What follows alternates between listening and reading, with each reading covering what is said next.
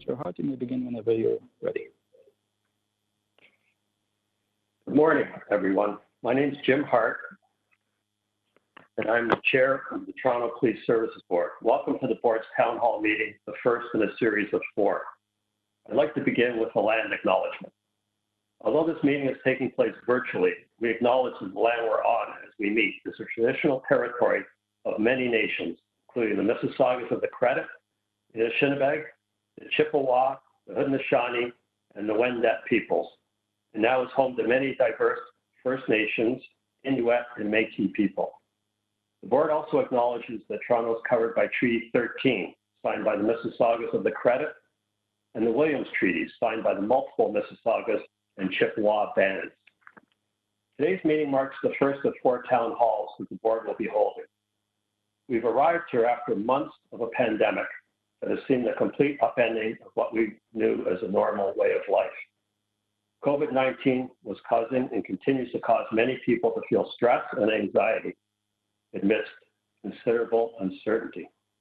These feelings create a foundation that were overlaid by the tragic deaths of Ahmaud Arbery, Breonna Taylor, George Floyd, and Regis Korchinski-Paquette, leading to a global conversation on police reform, officer accountability, and the importance of applying new lenses on issues of community safety. Toronto's not any different. And even here, we've seen thousands join in demonstrations, which have become commonplace in the last few weeks. We've watched these protests, rallies, and artful expressions, and want to provide an avenue for members of the public to speak directly to us as a board. When we opened the opportunity to engage community members in an informal setting, hundreds of people registered, prompting us to extend our town hall to 4 days to allow us to hear from as many people as we reasonably could. For those who were unable to register, we are still accepting written, audio, and video submissions on our website until the end of the week. All submissions will be compiled and shared publicly in the coming weeks. Our staff is also working diligently to ensure that we're capturing all of the advice, recommendations, and sentiments from these town hall meetings. And they will be exploring a variety of ways to share the final summary of these meetings, including digital, graphic, and other platforms. All the feedback that we receive will be part of a consideration of the referred report from the June 19th meeting to our August the 18th board meeting. Before we get started, I'd like to go through some housekeeping rules. All meetings will be chaired by me alongside other board members. Over the course of the 4 days, you will see different members joining us. And today's meeting, on the line right now, we have Commissioner Sarah, we have Marie Moliner, we have myself, and we have Councillor Michael Ford, and others may be joining us throughout. When your name is called, please be ready to begin. All speakers will have 3 minutes. We recognize that this is an unprecedented and unconventional way to host a town hall meeting, but one necessitated by current context. Should we have any technical glitches, we ask that you be very patient with us. And with that, let's start. Doobie, can you put on the first speaker? Everyone, the first speaker will be Cheryl Yarrett. Hi everyone. I'm speaking here today because I specifically wish to thank police. In 1984, I developed a mental health issue due to marijuana use. I've twice had a mental illness episode, both very serious, exhibiting symptoms. Because of this, I can assure you that this can certainly be a very, very abusive society. I was able to gain perspective and cope more effectively thanks to interventions that I sought by the police.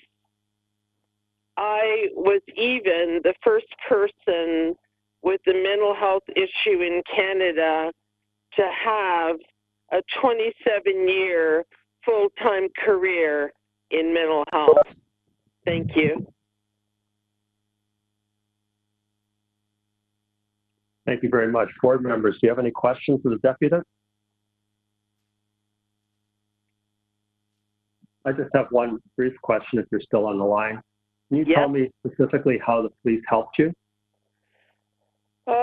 There were a few different things. I'm not sure where to start, but I had severe depression.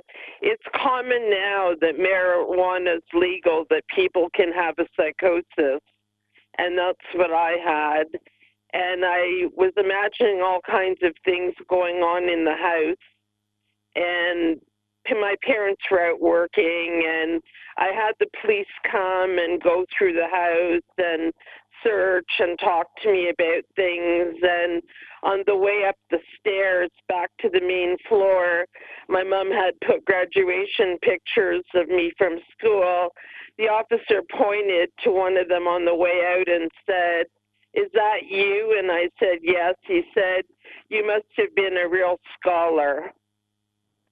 And his having come and done what he did in looking through the house brought me complete perspective now on what was going on, and my fear went away. I also, because of being encouraged the way I was in certain ways, including by police, decided I wanted to help other people when I got better. I was in a volunteer job at a crisis center, and a woman swore to me on the phone line that she was taking her life no matter what I did. There was another phone. I called police. They intervened. They praised me to the high skies, and I thought, wow, like, I guess I really did do something majorly significant.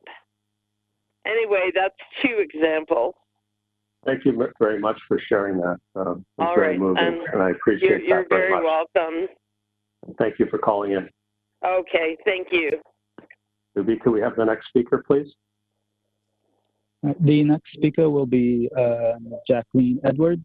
Ms. Edwards will be speaking twice, once as the president of the Association of Black Law Enforcers and once as a private individual. So, Ms. Edwards, you may begin to speak. Yes, good morning, Chairman Hart and members of the board. I appreciate the opportunity to address you today on behalf of the Association of Black Law Enforcers. I'm hopeful that everyone is familiar, but I'll take a quick second to give a quick backtalk as to who we are. Our membership is comprised of law enforcement practitioners from all aspects of the criminal justice system, from policing to corrections to provincial, federal and municipal police services and agencies.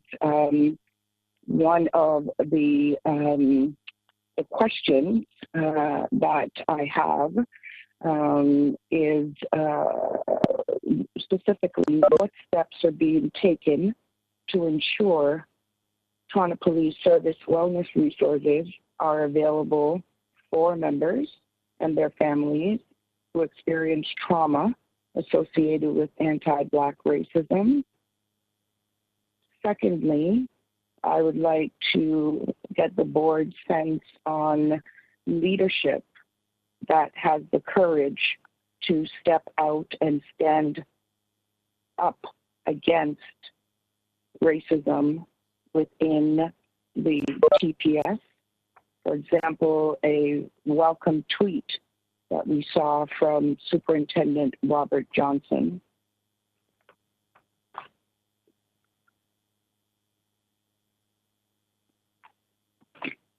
I know I have a little bit more time on the clock here, so I'd like to also just reiterate that we as an organization are very aware of the real and perceived danger posed by unchecked systemic racism, racial profiling, and the disproportionate use of force against Black people in the Western world. And this, negatively impacts the already fragile community trust which has long existed between the Black community and law enforcement organizations. And in fact, it undermines the legitimacy of policing within Black and racialized community. Across this country, exceedingly high numbers of Black males, especially youth, report being stopped regularly and searched by police at approximately double the rate of their white counterparts. And obviously this is unacceptable. So we are calling on having a great understanding of the pain and frustration the Black community consistently endures. We are calling on TPSB and others to, demonstrate accountability where justice and government organizations systemically facilitate racism and inequitable conduct by not enforcing laws, fail to implement anti-racism policies, training, and conduct ineffective monitoring of racism in law enforcement and other justice organizations. So thank you very much. You're just a bit over your 3 minutes. I will ask board members now, though, if they have any questions for you. Board members?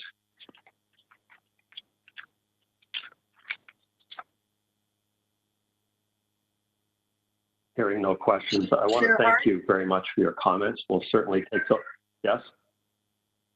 Question? It's Marie Mulliner. Ms. Mulliner, you have a question with your hand up. Go right ahead. Thank you. We'll get really good at this after 4 days, I'm sure. Thank you. Hi, Jacqueline Edwards. It's Marie Mulliner. Nice to hear your voice. Thank you for taking the time to join us today. And I know you've got a long career in this area. Do you have a recommendation for us in terms of the models, and I would have asked this of the first caller, around mental health and policing that has been the subject of some global review, the use of, for example, specialized experts like nurses in law enforcement settings that would accompany law enforcement? Thank you. I think anything that has a positive impact in the overall effectiveness of policing is always a good thing. Marie, thank you for your question. I would love to be able to give some more thought to that and get back to the board. Perhaps we can schedule a meeting to discuss that specific subject, but we absolutely have some ideas that we would love to present. Thank you. As Jim Hart, thank you very much for that offer. We will certainly follow up on it. I appreciate that very much. Thank you, Chair. Thank you. Doobie, could you put on the next speaker, please? Ms. Edwards asked also to speak as an individual. I think maybe there was a misunderstanding in that as an individual, as a Black professional in the field of public safety and justice, I can tell you very personally that there really is a need for Black and racialized leaders within TPS to feel supported and encouraged to stand out and call out racism, and for these leaders to be publicly acknowledged. Again, I make reference to a tweet that I had seen by Superintendent Robert Johnson, who didn't hesitate to say that what was happening was wrong. And I guess just personally, it's encouraging to see police leaders like those. No. So, well done. Pardon me? It is muted. I'm not muted at the moment. Sorry about that, the chair. I had a completely wrong password, and so I was trying to get in with that number, and then I got a totally different one. Apologize. Mayor Tory, glad to have you on. Yeah. And to the deputant, just your comment on Superintendent Johnson. The board acknowledged him and the comments that he made, and we very much appreciate his work and his passion. So I just want to say that publicly. Thank you, sir. I had a little bit more to say, but there was a little bit of a interruption there. But again, I will absolutely reach out, or if you guys could reach to us so we can have a follow-up conversation around mental health and wellness. We welcome that sooner than later if possible. We certainly will do that. I'm asking the staff to make note of that now, and we will follow up with you directly. Thank you, sir. Thank you. Have a great day. Mr. Sorry, Chairman, another question? Hi, it's Upala here. I have a question. And Councillor Nunziata is on the line as well. Yeah. Ursula, go right ahead. Mr. Chairman, I just want to say I had problems connecting as well, so I'm on the line now. Thank you. Okay, good to have you, Councillor. There were a few glitches this morning. Shanda Becerra? Thank you. Thank you, Ms. Edwards, for both of your presentations. You talked a lot about leadership, and I'm curious, what are the qualities in leadership that you'd like to see in the next election for the chief of police? That's a very good question. Obviously, we would like to see strong accountability. We would like to see someone who has the lived experiences of the racialized and Black communities that he or she or they will be serving in. A chief that will, in fact, be very, very clear in his or her their position on anti-racism and behavior, on becoming conduct, on becoming in any way, shape, or form will be held to a very high account.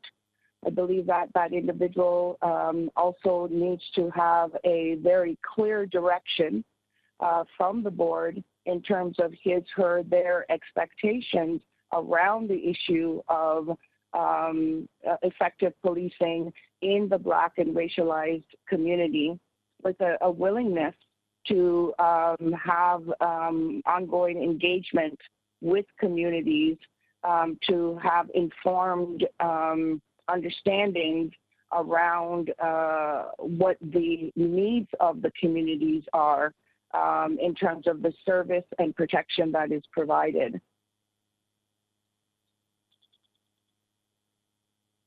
Thank you so much for your comments. Thank you. Any further questions from board members? Seeing none and hearing none. Doobie, can you put on the next speaker, please? Yes, Chair. Thank you, Jacqueline. The next speaker is Scout R. You may begin now. Thank you so much. Chair, as you named Ahmaud Arbery and George Floyd, thank you for that. But I'd also ask why you wouldn't mention Andrew Loku, Defonte Miller, Sammy Yatim. And I would also recommend learning how to pronounce the names of the indigenous nations whose territory we're on. It's hard to know what to say here, having been to countless board meetings over years to try to speak to the humanity of these board members, asking you to take meaningful action to end police violence towards Black and Indigenous people. Each of you, and Mayor Tory in particular, have had countless opportunities to consult, to listen around carding, SROs, and in the last 2 weeks alone, you've ignored hundreds of thousands of calls demanding that you cut the police budget. And every time you've prioritized police over the public. It's also hard not to think that you've added more town hall meeting days in order to stack the speakers list with individuals who fit your predetermined agendas like you did with the SRO program. Even the first speaker here today touched on action that could have been done by properly funded mental health workers. We need a board that is invested in making the necessary changes in order to end the police killings of Black and Indigenous people in this city. And the choices that this board has made for years continue to put people's lives at risk. We know that this town hall is an attempt to placate and distract and deflect from calls to defund, disarm, and dismantle the Toronto police. And we already know the numbers, that Black people are disproportionately targeted, criminalized, and killed by TPS. And this board has called these stats feelings in the past. The board cannot continue to engage in the same failed strategies and call it progress. Your own Black officers are indicating that this issue is systemic and unchecked. I'm telling you that the public, we refuse to accept less deaths over time. There can be no more deaths of Black and Indigenous people by police. Zero. For years, we've come to this board to demand greater accessibility, accountability, transparency, and oversight. The board claims its priority is fair and equitable policing, and there is no such thing. We've seen that the harassment, brutality, and violence towards Black and Indigenous and racialized, sex-working, queer and trans, and underhoused and homeless, and mad and disabled people is the norm. The so-called good cops are silent and deadly, and the board has enabled ongoing violence. Why is that acceptable to you? The TPS has all the money. Activists and scholars have proven that reforms focused on training or body cameras have not led to less deaths. We don't need diversity in policing methods of control, repression, criminalization, and violence. Your own advisory boards don't see a point in continuing. They state that there's no will to change in the TPS. Your own way forward scorecard is failing. There's no training that will stop police killing without accountability. Some of the officers that have carried out the most egregious instances of anti-Black and anti-Indigenous racism against Andrew Loku, Regis Korchinski-Paquette, Reese Maxwell Crawford, and so many more are still on the streets. They're conducting militarized raids in Jane and Shepherd in front of children. These raids aren't taking place in Rosedale, in Parkdale, in Bloordale. This isn't a matter of implicit bias. You want to talk about trauma? Like, imagine how much trauma that causes for children in those neighborhoods. So there's more of us now, and we are watching and we are engaged. We want the defunding of the Toronto Police Service and this dismantling of the service and this board. We want the disarming and demilitarization of the Toronto Police, and we want the dismantling of any service that continues to disproportionately result in the death of Black and Indigenous people. You have control over the police budget. You can return the money. We don't want more panels. We don't want more training, and we don't want more diversity and inclusion. We want an end to the deaths. The end.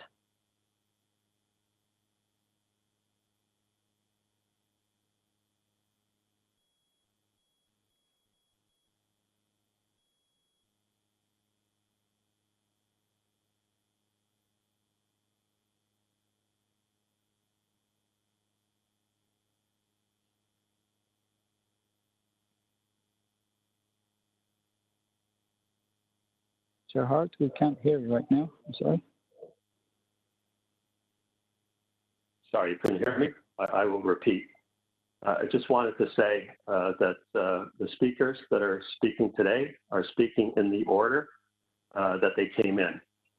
In no way have we changed the order, and in no way did we reach out to stack the speakers list to get certain comments. So I want to be very clear to the public that the people that are speaking in the order that they came in, and we did not reach out to anyone to stack a list. Thank you. Please put on the next speaker.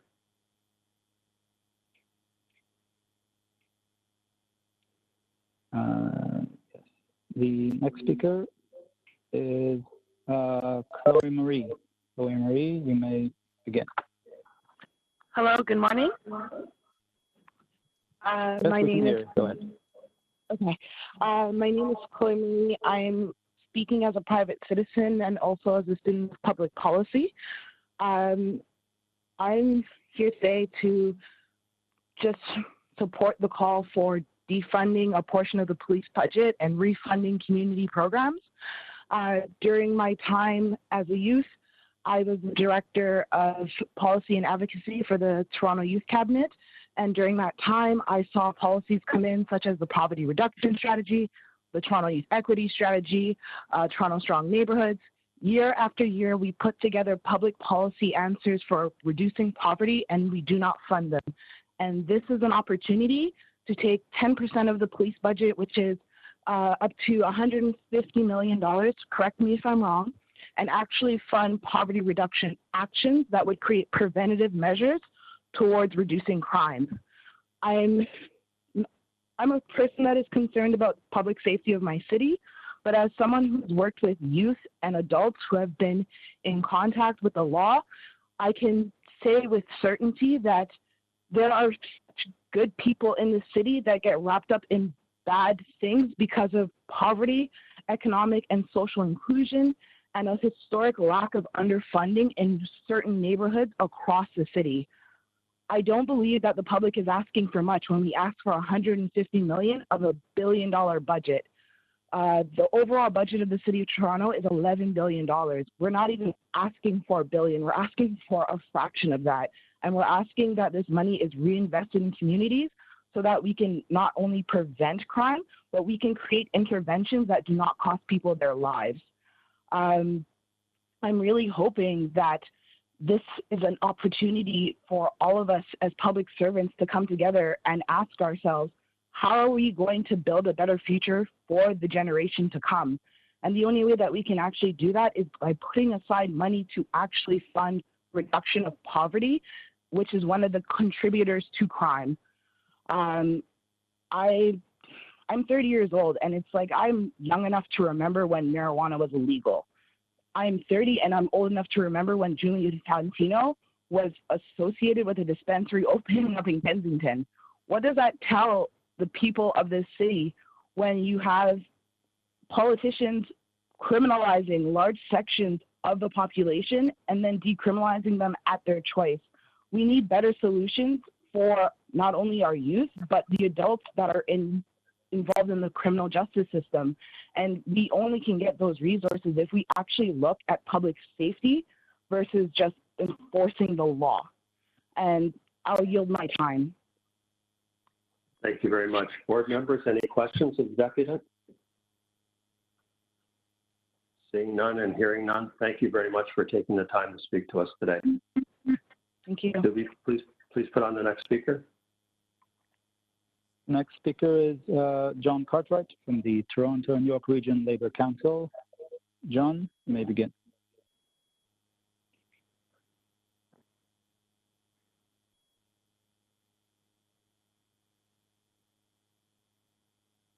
Mr. Cartwright, can you hear us?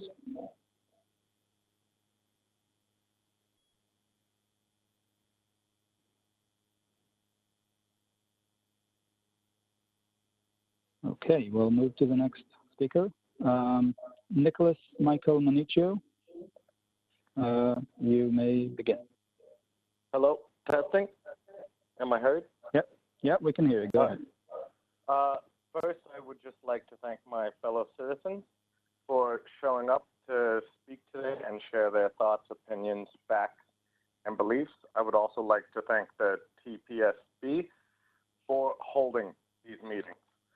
Anyways, my thesis is that people, organizations, and institutions are just not good or capable of policing themselves. Therefore, not only do I suggest body cams, but also citizen boards that are able to hold investigations in cases of police brutality who would have unfettered access to said body cam footage. This would allow potential victims of police brutality to request the relevant evidence in the case of potential incidents of police brutality. I would also recommend the policy if we are to implement body cams, that turning off the body cam or tampering with it while on duty should result in a termination.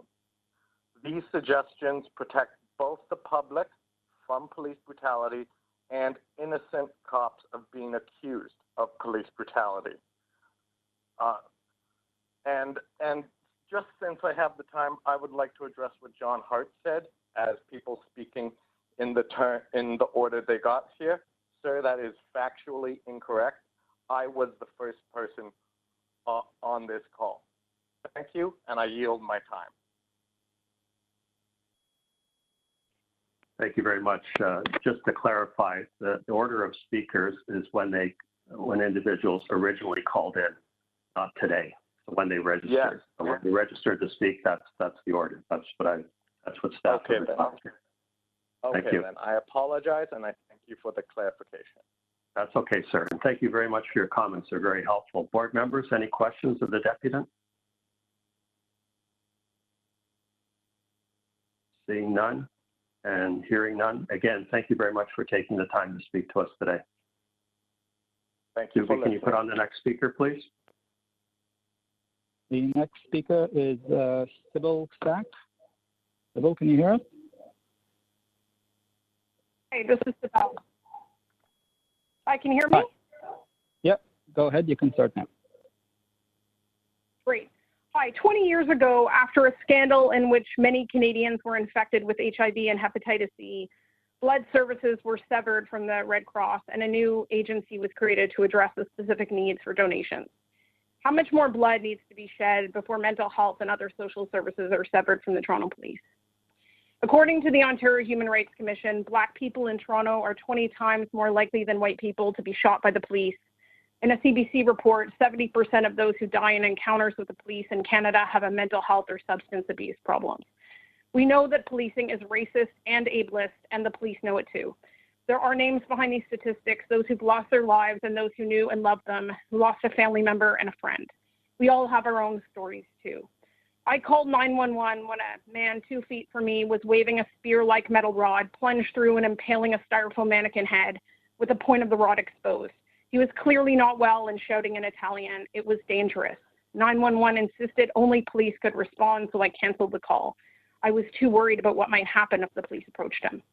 I've known parents with young adult sons diagnosed with schizophrenia and autism who want desperately to get their adult children help but won't call 911 because they're worried about the outcome of a police interaction. I know many women who've experienced sexual trauma and are reluctant to call for help if they need it because they're worried about reporting it to the police alone.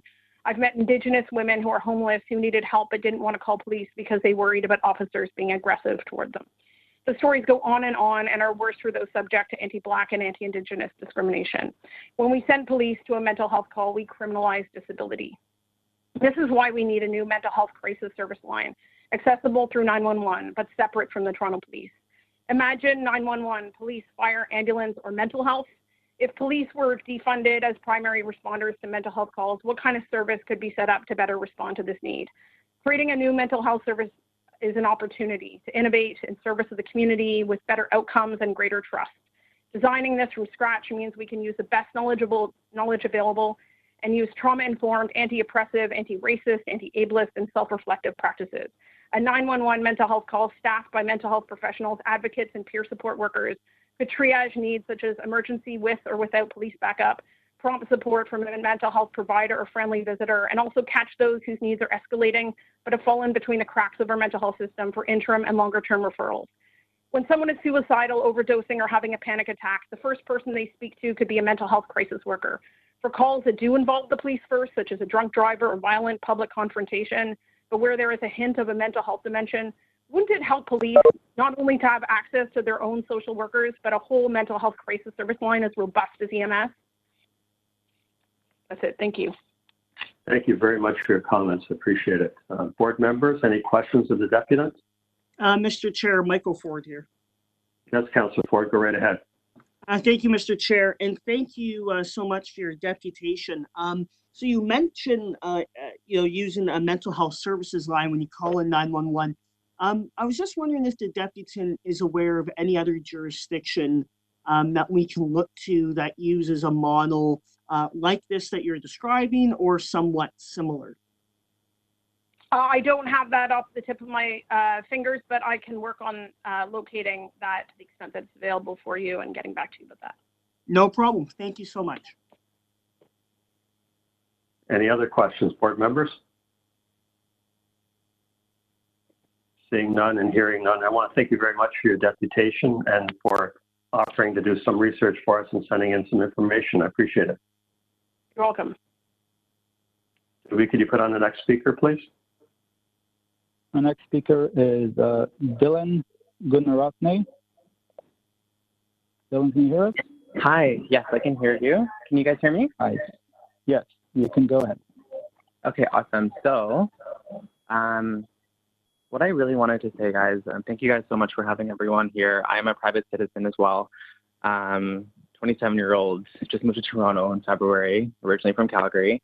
We are actually, I wanted to talk about mental health specifically. We are so behind as a society with respect to our attention and response to mental health issues. And I don't want to live in a world or raise a family in a world where we're trying to still figure out solutions to mental health needs with still giant question marks and a shoulder shrugged.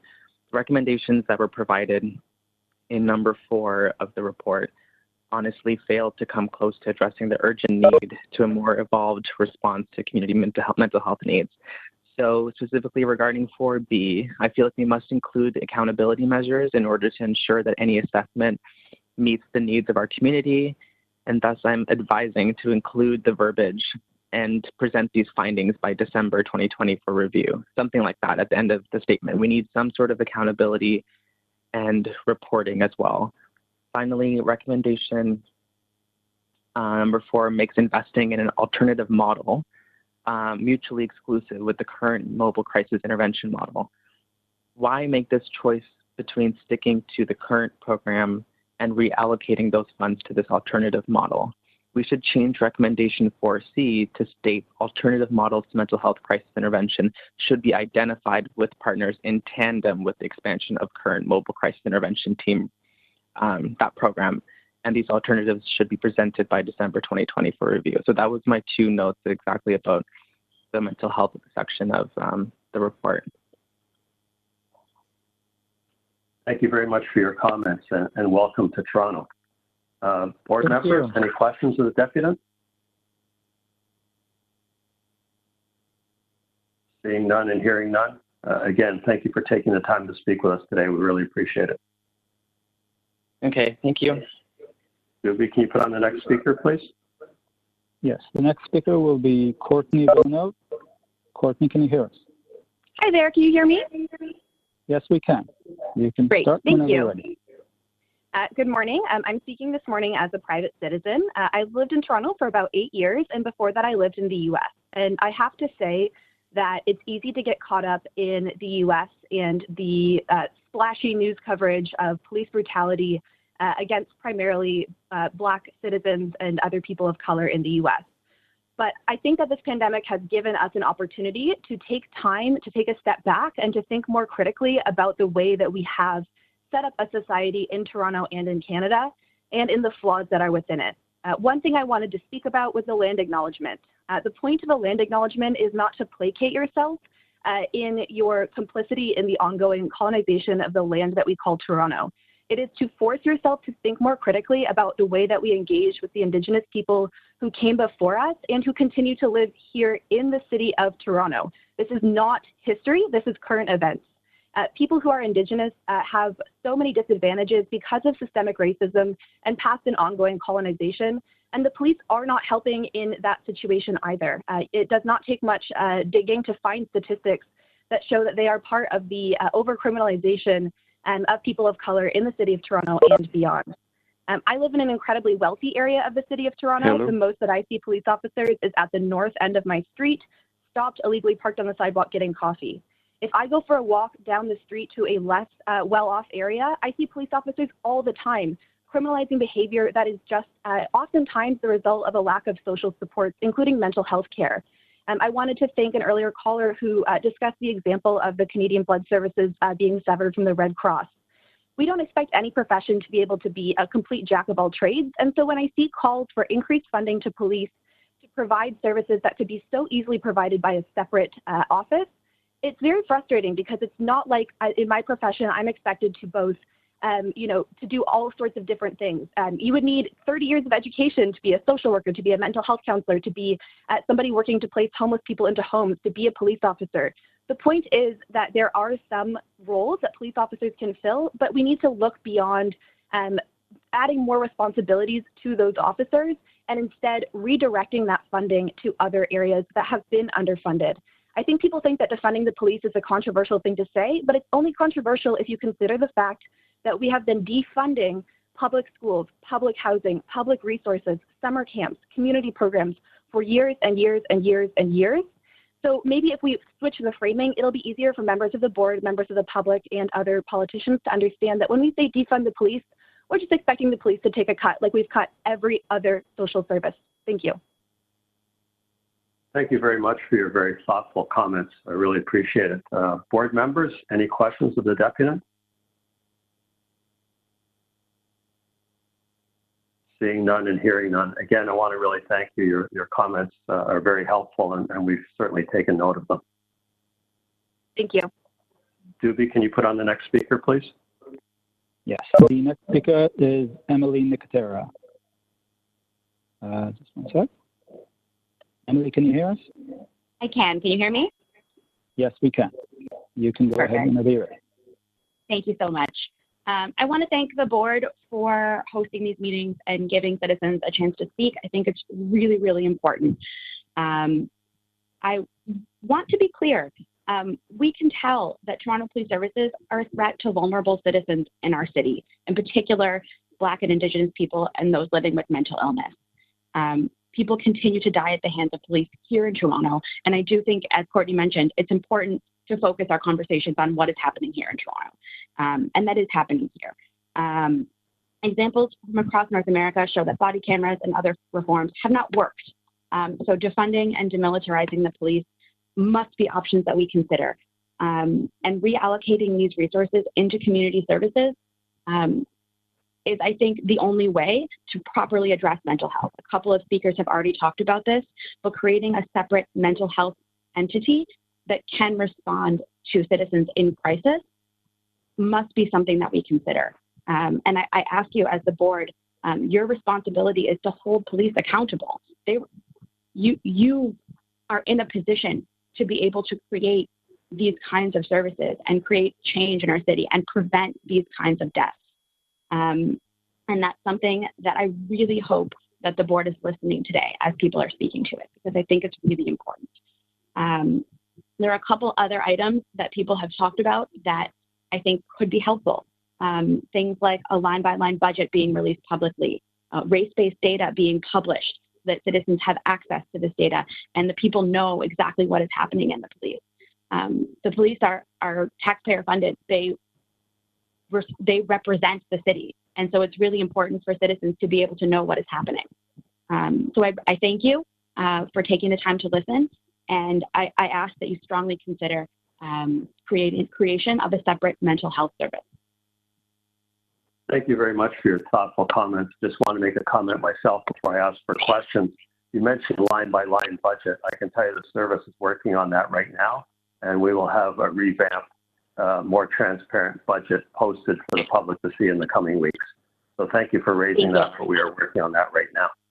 Thank you. And while I think that's an important step, that is all it is. it is not an end, right? I want to be clear about that. Yes, and I want to be clear as well. We're very much at the beginning. Mayor Tory, I believe you have a question of the deputy. Yes, I wanted to thank Emily very much for a very thoughtful presentation. Can I just ask you a question about this, what you call the separate mental health unit?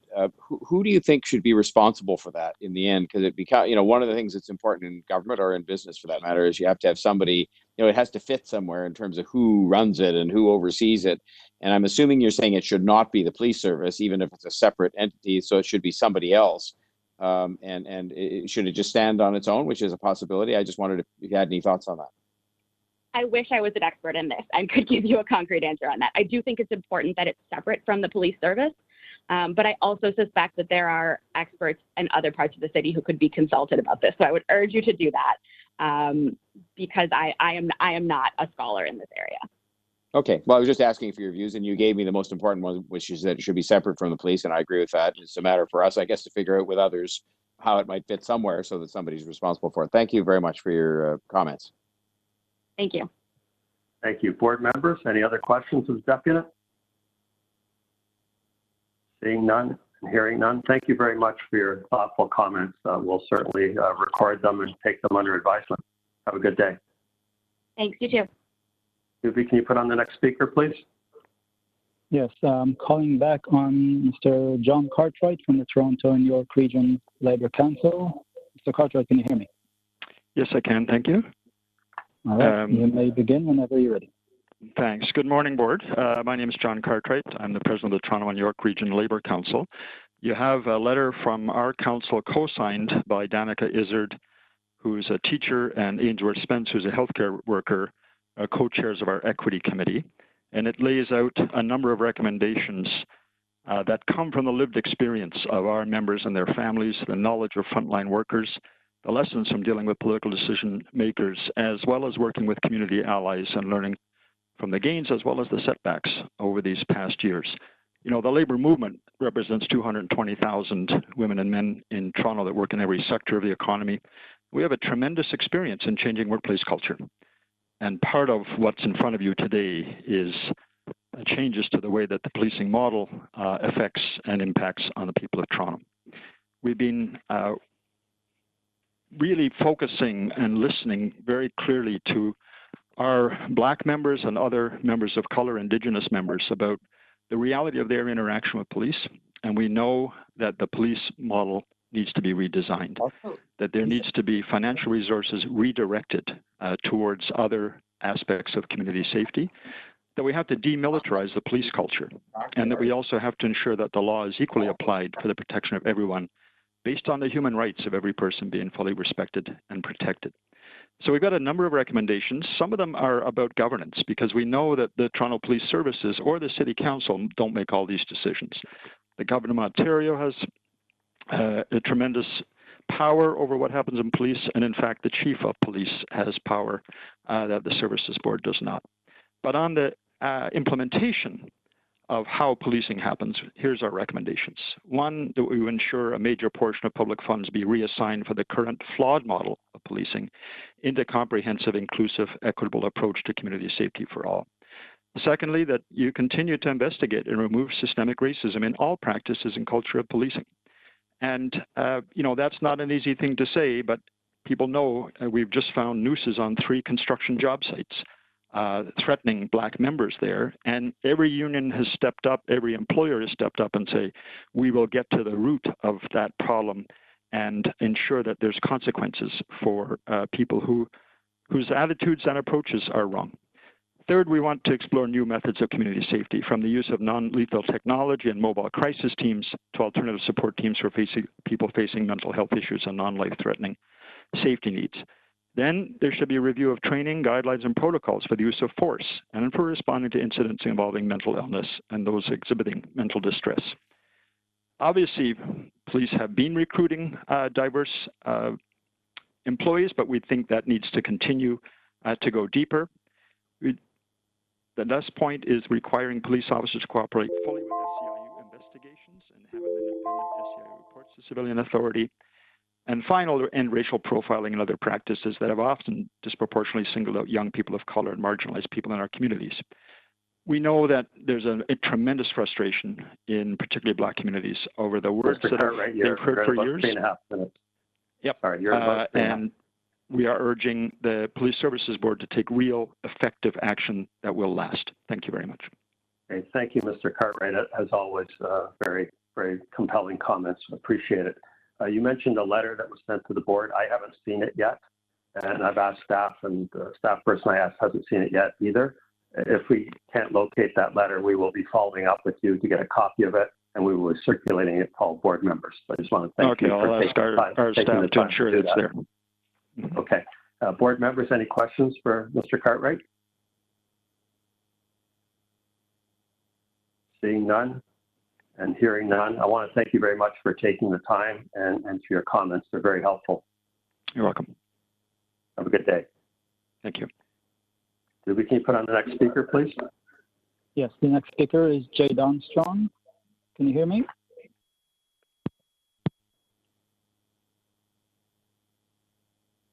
Jade, can you hear me? Hello? Jade, can you hear me? Yes, we can. Okay, sorry about that. Welcome to start whenever you're ready. Okay, so I'm a private citizen in Toronto, and I'm here today in response to the report entitled Recommendations for the Board Related to Current Events Specifically. I do not believe that it adequately addresses the concerns of the residents of Toronto that they have regarding reform to the police services of the city. The proposal to create a permanent standalone ethics, inclusivity, and human rights training course for the police is a waste of public money. The Toronto Police are already required to do anti-racism training, and there have been countless reports across North America that have concluded that anti-racism training in police services does not protect Black and Indigenous people of color from being subjected to violent crime at the hands of the police. The police service is an institution created specifically to protect white people and their property, and I do not believe any amount of training can really change that. The only real solution is to disarm, defund, and dismantle the police. The report also calls for an expansion of the Mobile Crisis Intervention Team program. The program partners a mental health nurse and a specially trained police officer to respond to situations involving individuals experiencing a mental health crisis.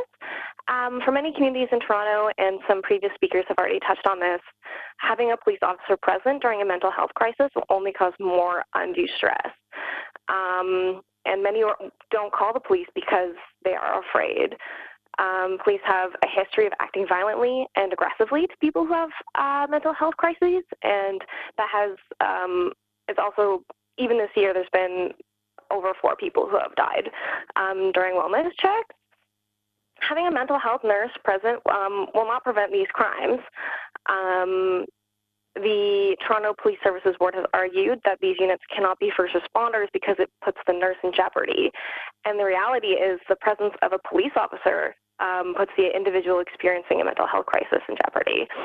I believe that this mobile crisis intervention program should be reimagined without any police officers present and should not be funded using Toronto Police Services Board money, Toronto Police Services money.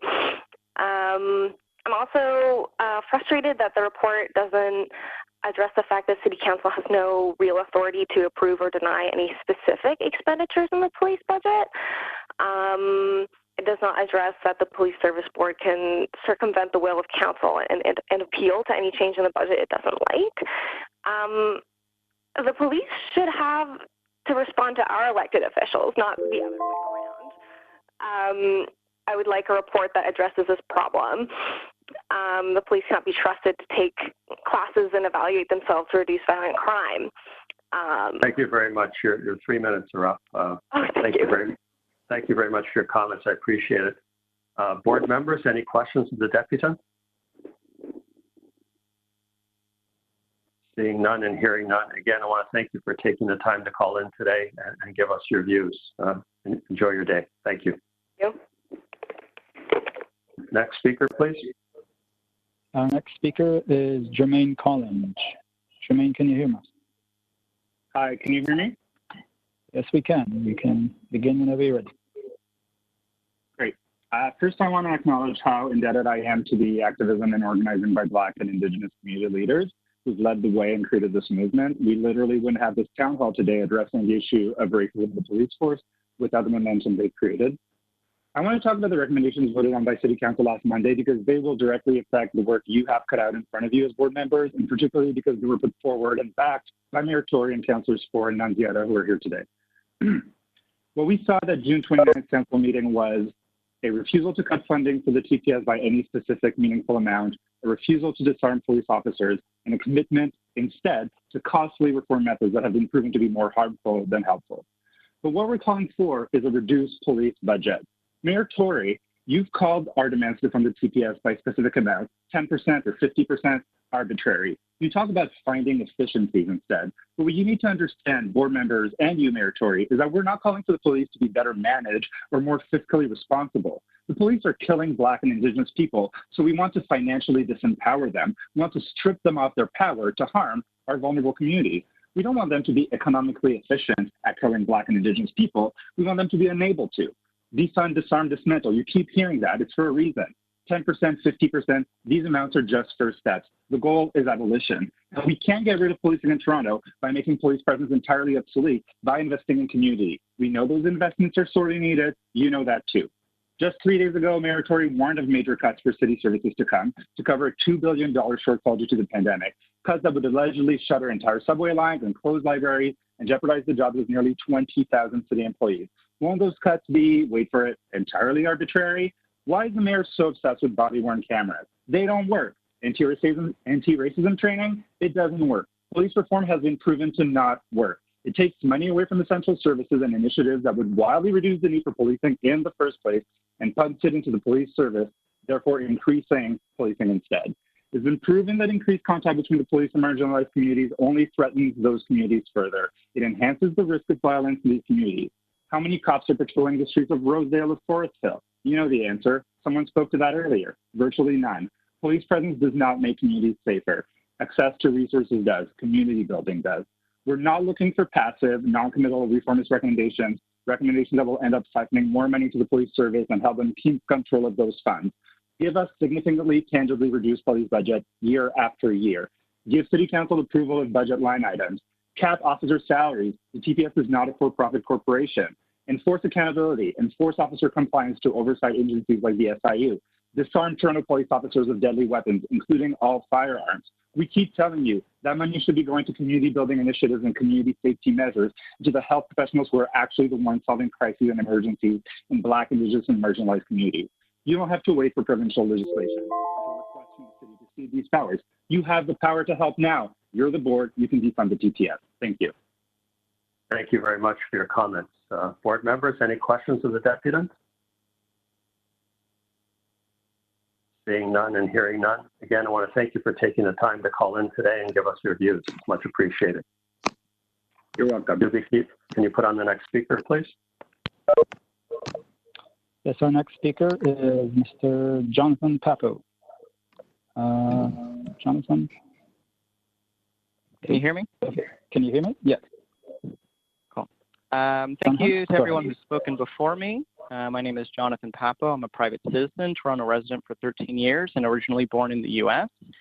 I'm here to provide unequivocal support to the demands of Black, Indigenous, LGBTQ people, and people living with mental illness who are calling for the defunding, dismantling, and abolition of the police. Reformation does not work. The facts are available at websites like defundthepolice.org, organizations like Not Another Black Life, and countless researchers, historians, and the personal experiences of our community who we believe and seek justice for. My fellow community members are disproportionately threatened, attacked, and killed, like Regis Korchinski-Paquette, who lives only 10 minutes from my home, by the police, in contrast to white citizens or citizens of a higher economic standing who seek help.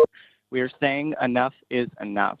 We are really actually worried and scared to call you because we are afraid we'll be harmed for needing help. Although recent events have heightened this conversation and made it more mainstream, there's a long and storied history of violence by the police. This is not something new. White people were not listening until enough sensational videos of Black people dying circulated.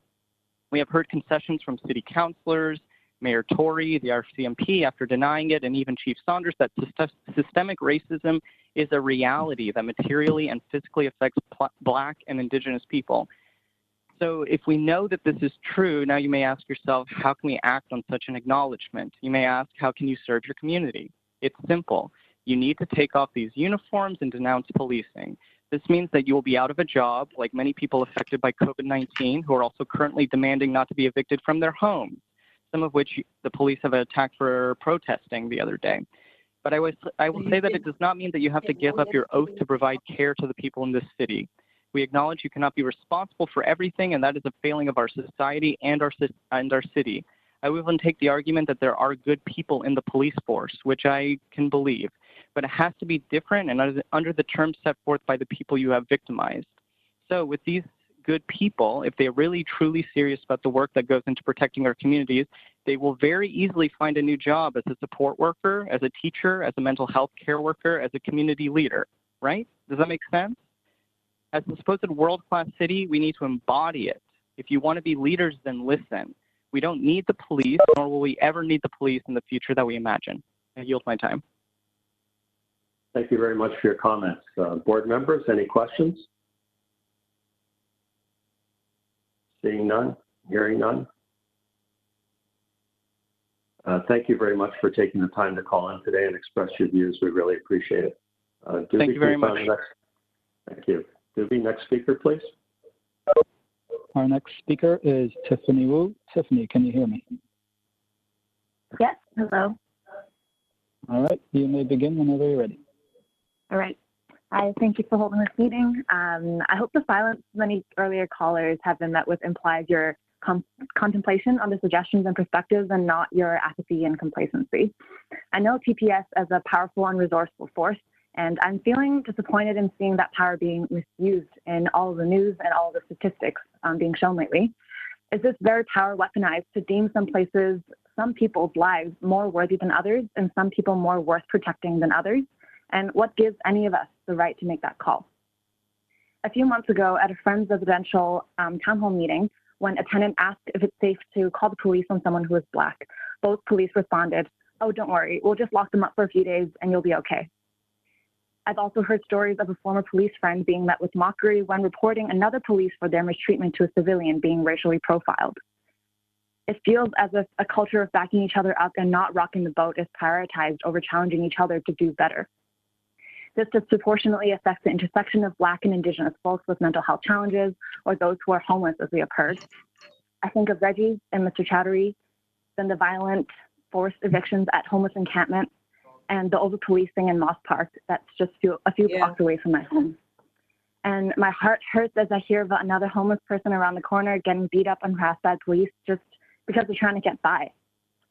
I urge the police force to consider how TPS may not be the right people to deal with situations that require a social worker, a healthcare worker, a mediator, and please believe that de-escalation without violence is so possible.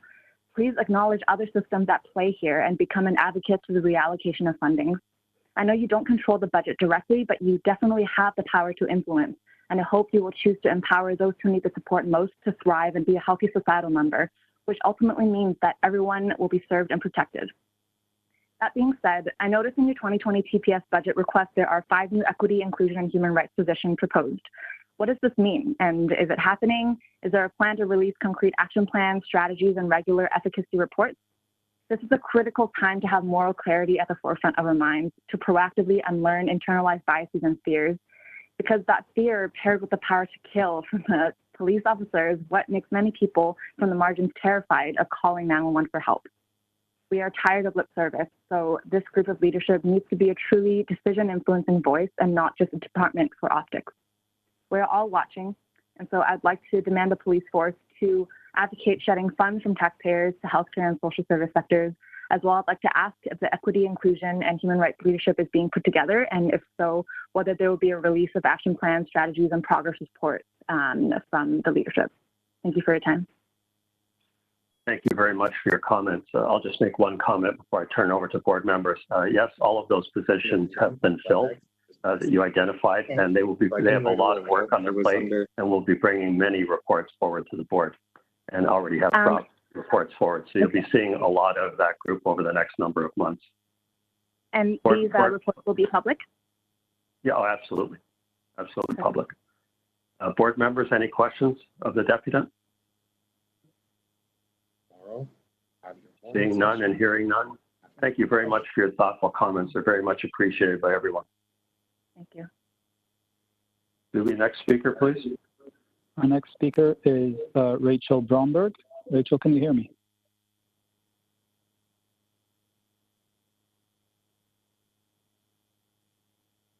Rachel, can you hear me?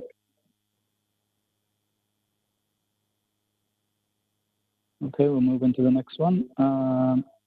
Shiki Shu, can you hear me? Yes. Hi, Shiki. We can start whenever you're ready. Okay, my name is Shiki, and I'm a public citizen and engineering student at the University of Toronto. At the recent Toronto City Council meeting, Mayor Tory's motion was passed by the council, which takes to the implementation of body cameras in response strategy. Body cameras entail an additional annual spending of $2.5 million on top of the already massive police budget. Why are we investing in body cameras when there is little to no evidence in North American cities where they have been employed of their effectiveness, stability, and reducing police brutality, which we all agree on as the goal? Why are we increasing the police budget when Black, Indigenous, and other marginalized communities in Toronto are in need of secure housing, better food security, better access to healthcare, better support in their education, and better public transportation systems? Why is cleaning up symptoms the focus when the above, in conjunction with community-led anti-violence programs, address the root cause of crime, unlike the police, which does not contribute to the fundamental needs and well-being of marginalized and underserved communities? The Toronto Police Services mission statement, as you all know, is we are dedicated to delivering police services in partnership with our community to keep Toronto the best and safest place to be. Campus police and school resource officers are not appointed out of a partnership with our community. Police patrols in racialized communities increase opportunities for racial profiling, which clearly does not take place in partnership with our community. Police weaponry and surveillance are not the offspring of a partnership with our community. What our communities need is for funds to be reallocated to community-based alternatives, such as trauma-informed emergency services for mental health crises, a civilian transportation safety service along with more accessible public transit, and the implementation of safe injection sites and other harm reduction services. These are not novel ideas. Many of these are priorities in wealthier suburban areas, which are safe for community members without police control. Not only do we want individual police officers to be held accountable for their actions, we want you, the Toronto Police Services Board, to be transparent and held accountable for your decisions. I'm asking for a line-by-line public breakdown of the Toronto Police Services current $1.2 billion budget that will clearly inform us on every item, including how much is being spent annually on the various types of surveillance technology in Toronto. And thank you for addressing this earlier, Chair Hart, and I look forward to seeing this. While I'm thankful to have my voice heard here today, I ask that the Toronto Police Services Board listen up carefully to the demands that Black and Indigenous communities have been explicit with, as well as the recommendations put forward by organizations with law enforcement expertise that represent these communities. Thank you for being here to listen, but until you answer this call with upcoming drastic measures, like what I brought up above, and what others have time and time again asked for, the Toronto Police Service is not partnering with our communities, and least of all, is it keeping Toronto the best and safest place. I yield my time. Thank you very much for your comments. We appreciate them. Board members, any questions of the deputant? Seeing none and hearing none, again, I want to thank you for taking the time to call in. We really appreciate your thoughts. Have a good day. Thank you. Can you put on the next deputant, please? Yes, we have Rachel Bromberg back again. Rachel, can you hear me now? Hi, can you hear me? Yes, we can. You can go ahead whenever you're ready. Excellent. So my name is Rachel Bromberg, and I'm the co-founder of the Reach Out Response Network, which is a coalition of stakeholders in Toronto dedicated to advocating for and contributing to building a civilian-led mental health emergency service. We believe that when Toronto builds this service, it must be led by clinicians and peer support workers. Currently, Toronto police respond to 30,000 mental health calls every year, including nearly 10,000 suicide calls. A person who is in so much pain that they want to die doesn't need an officer with a gun, a taser, and handcuffs showing up at their door.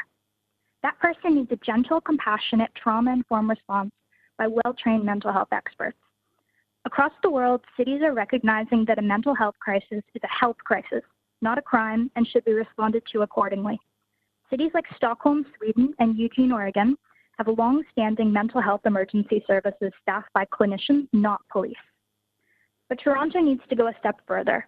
Toronto has a long history of integrating peer support into its crisis services. For over 3 decades, the Gerstein Center has offered mobile crisis teams staffed by peer support workers, people who have experienced their own mental health crisis and come out the other side of it. The Mental Health Commission of Canada's 2016 report on peer support clearly demonstrates that peer support promotes individuals' empowerment and recovery, and above all, engenders hope. When someone is experiencing a mental health crisis, they often feel powerless, out of control, and hopeless. Having peer support in that moment of crisis can help them tap into their own resilience and inner strength. Clients of the Gerstein Center's peer-led mobile crisis teams report feeling well supported, better able to cope, more hopeful, and less alone. They report that peer-led services like the Gerstein Center respect their autonomy, dignity, and self-determination. Additionally, Gerstein's evaluations consistently show that their crisis services effectively divert clients away from costly hospitalizations and criminal justice interventions. Toronto needs a hybrid model that blends the best aspects of Eugene, Oregon's CAHOOTS program with the best aspects of our own Gerstein Center. Like the Gerstein Center's model, Toronto needs a team led by peers from the communities they serve, working alongside clinicians. Like Eugene's model, the team must be integrated into 911 because we're taught since childhood that 911 is the number to call in case of an emergency. The team will need to be able to respond to calls almost immediately, just as police and ambulance do, and it will need to be available across the city 24/7. We hope that the Toronto Police Services Board will support the building of this kind of team to support Torontonians in their moment of need with empathy, understanding, and hope. I'd also like to speak to the questions that were raised earlier by Councillor Ford and Mayor Tory about international mobile crisis models. So to Councillor Ford's question, there are a number of civilian-led first responder mobile crisis teams that exist around the world, including in Stockholm, Eugene, Denver, Atlanta, Olympia, Albuquerque, Austin, many other places. I'm happy to share more information about these teams if you want to follow up by email. And to Mayor Tory's question about who would run the team, there are a few different models that cities use when developing these teams. Most cities, when they're building the teams, put out a call for proposals, and typically a well-trusted community agency will end up running the service. So in Eugene, that's the Whitebird Community Health Clinic. Sometimes a few different agencies will work together to provide the service. In Toronto, it might make sense to have a few agencies from different parts of the city collaborate. Thank you very much. You're at 3 minutes and 25 seconds, unfortunately. Oh, okay. Stop the deputation, but thank you very much. Board members, any questions of the deputant? Mr. Chair, Michael Ford here. Yes, Councillor Ford, go right ahead. Thank you, Mr. Chair. It's just more of an invitation to Rachel. I just want to say thank you for that. And then I would invite her to reach out to my office, and I would love to have a conversation about the research. Absolutely. Thank you.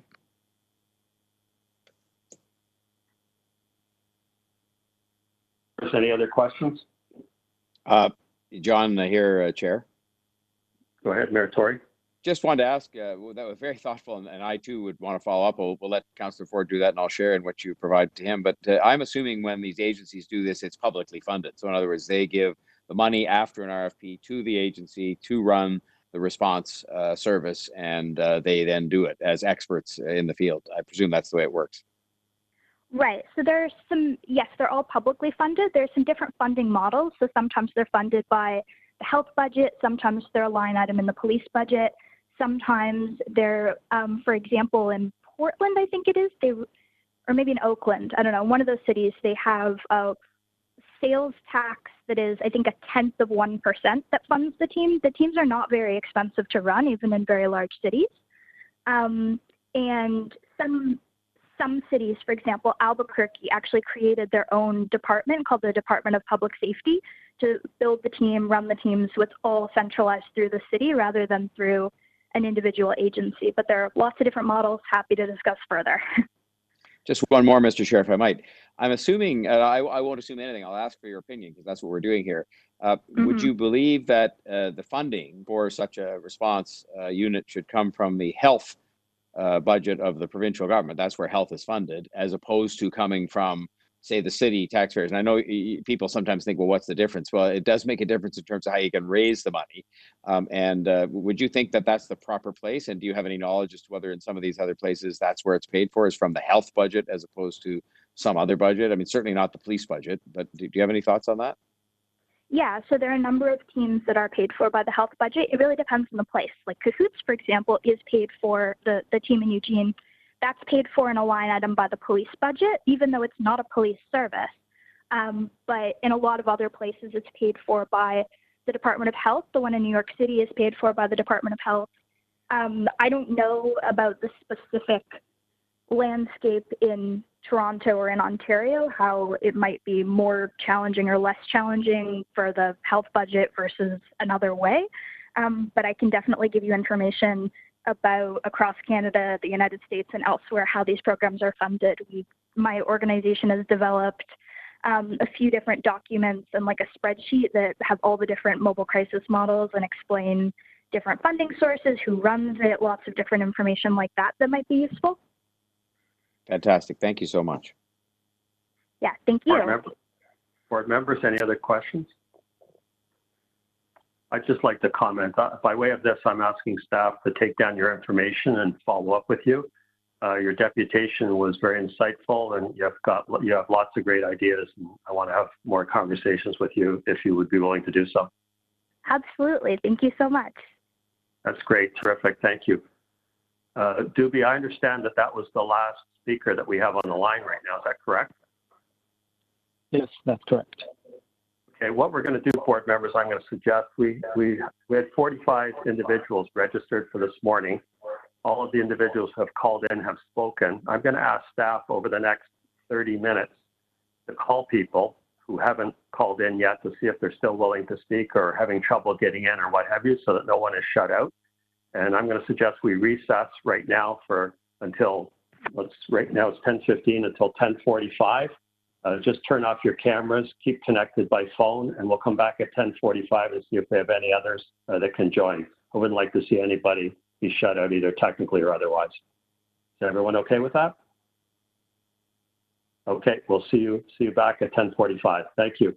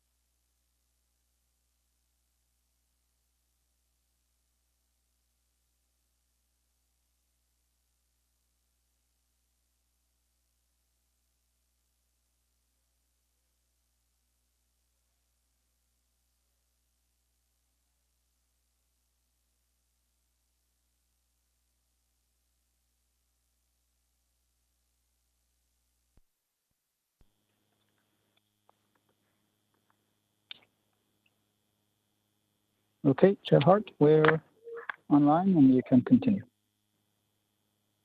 Terrific. Can you put on the next speaker, Doobie? Thank you very much. Right. First speaker is Isaac Weldon. Isaac, can you hear me? Yes, I can. All right. Can you hear me? You have 3 minutes. You can begin. Yes, we can hear you. You can begin whenever you're ready. Okay, thank you. Good morning to the board members. My name is Isaac. I'm a resident here in the City of Toronto. I was deeply disturbed to learn that City Council did not vote to defund the police budget, but instead went ahead with the Mayor's recommendations. And while I agree with the motivation for the recommendations, including the fact that systemic racism exists in the Toronto Police Service and in Toronto and our Canadian society more broadly, I fear that the recommendations gravely miss the key concerns that the community has raised and therefore, unfortunately, perpetuate rather than address the problem. Specifically, nowhere in the recommendations were there any commitments to defund the police or any mention of a need to abolish policing as an institution in our society. Instead, reducing the budget gets a passing remark, but no further commitment. Going forward, I would like to see not only a tangible commitment to reduce the police budget and to reallocate funds immediately, at a minimum portion of the budget decided upon by community leaders. I've seen numbers upwards of 50% that could be reallocated immediately, but again, it's important to listen to the community leaders who have a better sense of what needs to happen right away, and then also a longer-term commitment to defund the police towards complete abolition of the institution in our society. Thank you, and I yield my time. Thank you very much. Board members, any questions of the deputies? Seeing none and hearing none, thank you very much for taking the time to call in. We really appreciate it, and we'll take your comments under advisement. Thank you, sir. Thank you very much. Doobie, can you put on the next caller, please? Yes, our next caller is Hannah Johnson. Hannah, can you hear us? Yes. All right, you're welcome to start when you're ready.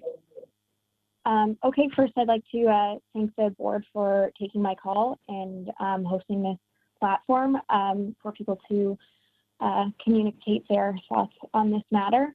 I echo what has previously been said, that the recommendations with the Toronto police budget are just, they're not sufficient, and I think that they do not effectively target the underlying issues that police brutality and over-policing has in our communities.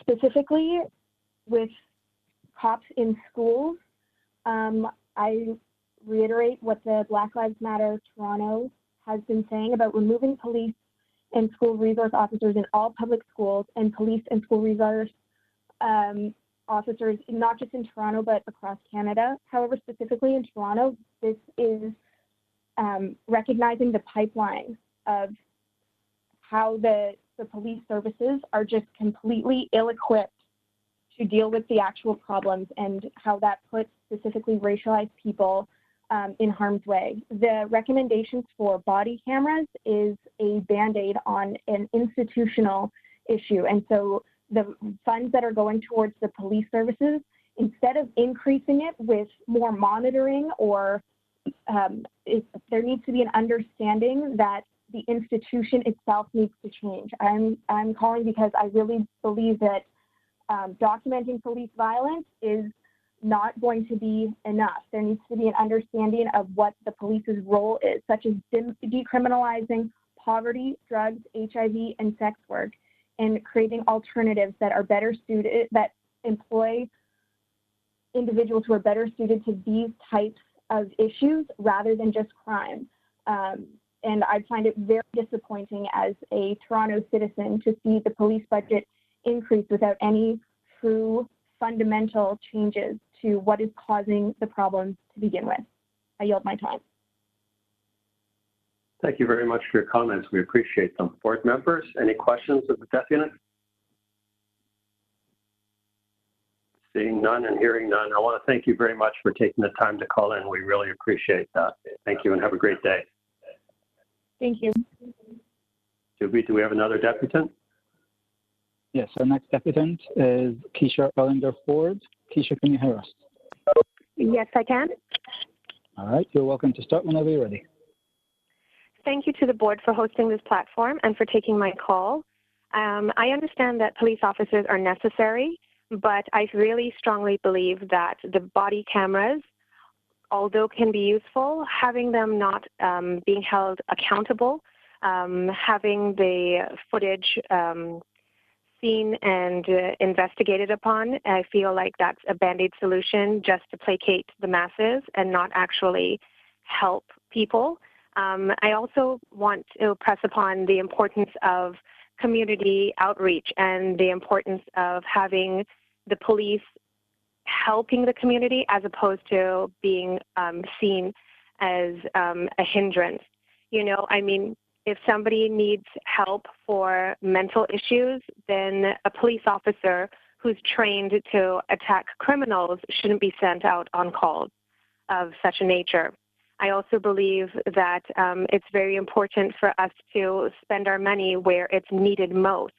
And militarizing the police isn't the way to heal a community that's in so much pain right now. We have to work together, and the only way we can do that is if we know that our resources, our tax dollars, our money is going to the community in the way that it's needed, as opposed to policing in such a way that, you know, people are considered criminals before they're even seen really for what they've done. Those are my thoughts. Those are my feelings. And I thank you for hearing my call. Thank you. We really appreciate you taking the time. I believe Mayor Tory has a question. Yes, Keisha, I'm sorry I didn't catch your last name. I don't mean to be disrespectful, but thank you for your comments. I wanted to just ask you about the body-worn cameras. I'll admit to you, I've been very surprised by the fact there's been so much negative reaction to this, because one of the reasons that I supported it, beyond it being a mechanism to help with accountability, was because I thought there was a strong public support for it on the basis that it would improve accountability and the relationship because there was a video record of what went on, because so often we don't have that record, or there's a citizen video record that's incomplete or whatever. I just was listening to your comments carefully about the fact that you were hesitant about it because of it being able to be turned off, and that the video records may not be available to people and so on. And I just wanted to get a feel, because when we did the pilot project, and you probably know, we very carefully as a board did a pilot project, and the service did, and it found that when the public were asked about the areas where we had the cameras in place during the pilot project, the public felt much better about their encounters with police. They surveyed the public and said, how do you feel? And they said, we feel better about those cameras being there, just because we know now there's a record that could exist. You sort of talked in your deputation about saying that if they couldn't be turned off, and you were concerned about that, which we understand, and I certainly do, we all do, I think, or if the footage was available to whoever it needed to be available to, as opposed to being put in some storeroom never to be seen again. I wanted to get the sense of whether you'd feel better about the cameras, or still think it's not a useful thing to do, even if those two things were to be resolved, so that you couldn't have the cameras turned off easily or at all, and that the footage was available within reason to people it needed to be made available to. Could I just get your thought on that? Yes, and basically, if a camera is going to be on, I want to know that it cannot be turned off. I want to know that that feed cannot be tampered with. I want to know that if investigation is necessary, that the evidence will ring true. That's what I want to know. That's very helpful. Thank you so much. Thank you. Board members, any other questions? I don't see any or hear any. Thank you very much for giving us your thoughts. They're very helpful. We appreciate it. Have a good day. Doobie, do we have any more deputants? No, Chair, that was the last one we got hold of. Okay, so just a couple of comments. The last speaker we had in the first session, I just want to let everybody know that staff have already reached out previously to that speaker to set up a meeting. So we'll be following up. During the recess, I want to let everybody know that all of the speakers that were registered this morning were contacted again and reminded to come on, and we did get a few, but the rest we did not get contact with. So unfortunately, we haven't heard that anybody had trouble getting on. So we assume that they just couldn't make it for whatever reason. So our meeting, our second meeting and second town hall will be this afternoon, commencing at 1:30. So we'll stand recessed until then, unless members have any questions or comments, and I believe Mayor Tory does. I was just going to ask, Chair, if Doobie or somebody could just maybe keep trying to reach a sample of 3 or 4 of the ones that did not show up, and just say, look, was it something about the way we set this thing up, or did you have trouble getting in? You just didn't know about it, or, you know, because I just want to make sure. I mean, if people don't choose to show up in the end, that's fine. But I just want to make sure it's nothing that we did or said, or, you know, because, you know, it's obviously just important that they don't come back later and say, well, we tried our hardest, except we couldn't, or, you know, whatever. And so if we just picked 2 or 3 and tried to keep reaching them to say, look, we just want to make sure, that's all, because I think we want to do our due diligence to make sure those people don't feel left out.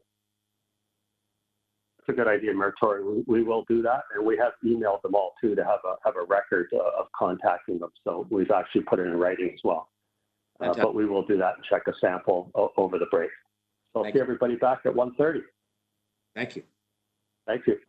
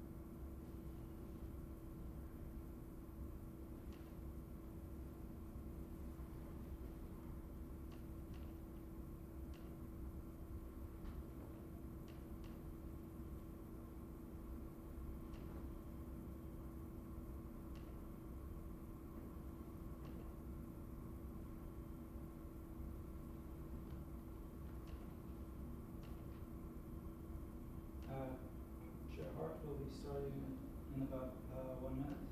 That's okay with you?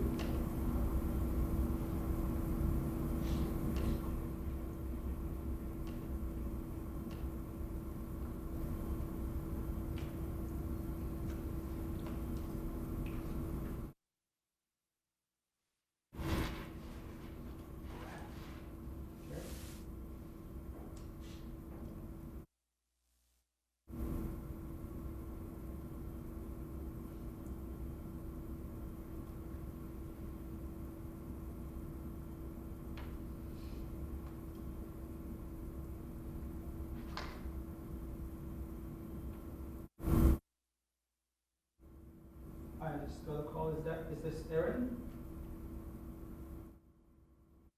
Hi, Aaron.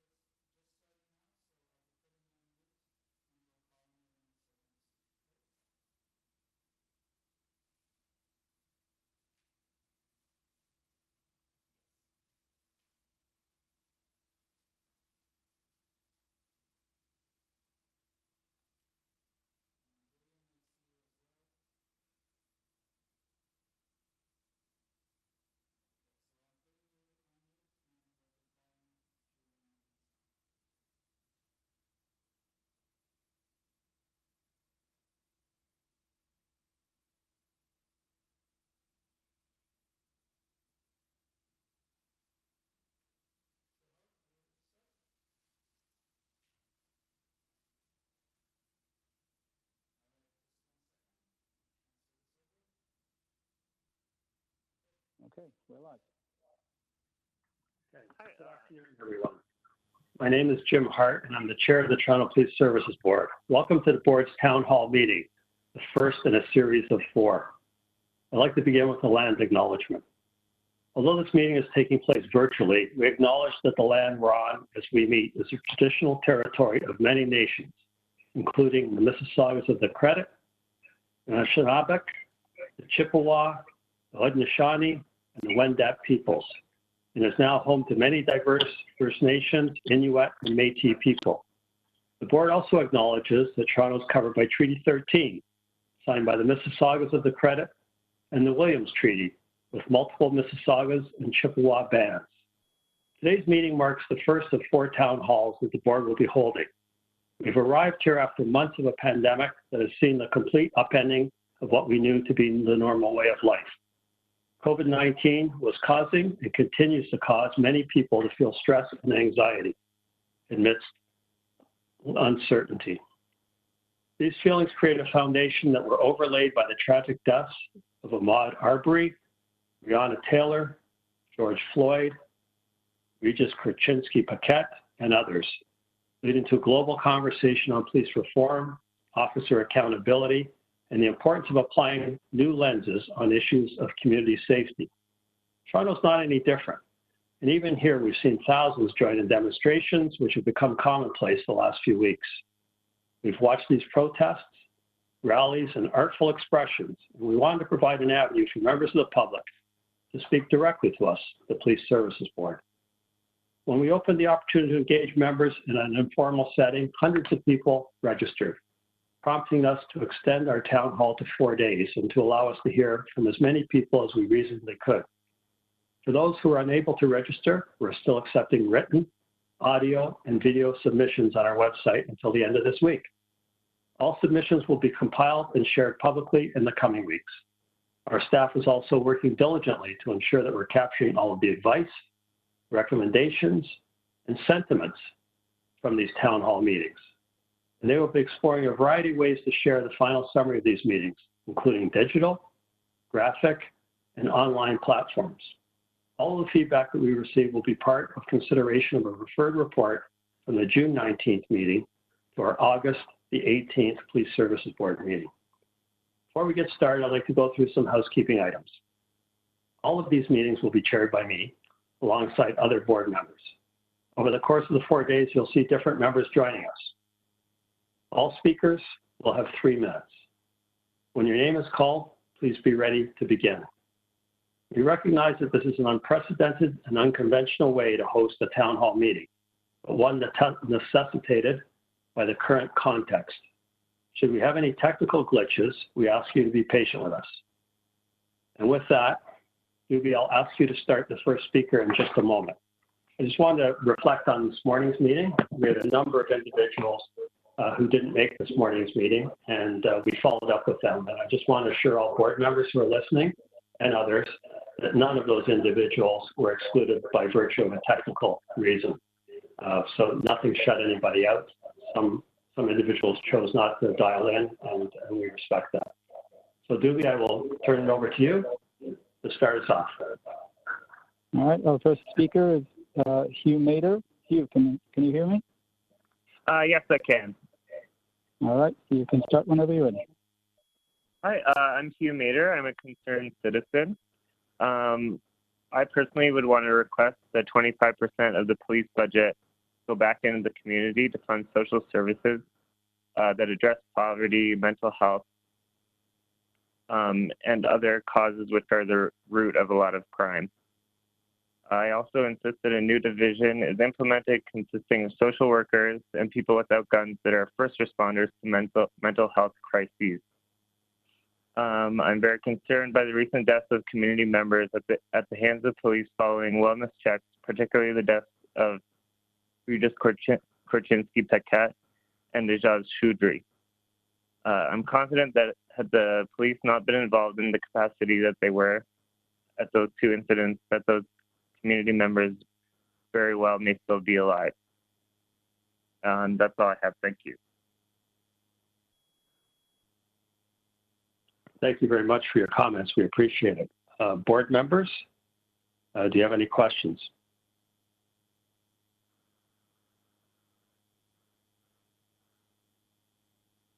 Hearing none. Thank you very much for taking the time to call in today. We appreciate it, and we will take your comments under consideration as we write our report. Thank you, sir. Doobie, please put on the next speaker. All right, our next speaker is Kavita. Kavita, can you hear me? Hi, thank you. All right, go ahead when you're ready. Good afternoon. I'm speaking to you today as a former shelter staff in the city of Toronto who worked primarily with Black, Indigenous, and racialized youth who identify as queer and trans. Currently, I work in the field of professional equity training. I offer you this context as my perspective is grounded in being a frontline worker who has often had to call for emergency services, as well as having worked for over a decade to tackle systemic racism in education, housing, and within mental health services. From this perspective, I can tell you that police reforms of diversity in staff, bias and equity training, or body cameras are not enough. We need systemic changes, not Band-Aid solutions, and we need them now. It is time for each of you to take action in a big way to develop new forms of accountability that are community-led, and it's time to change the way the City of Toronto approaches safety. I ask you to answer the following questions. What meaningful protections do your policy, training, or systems include against police violence?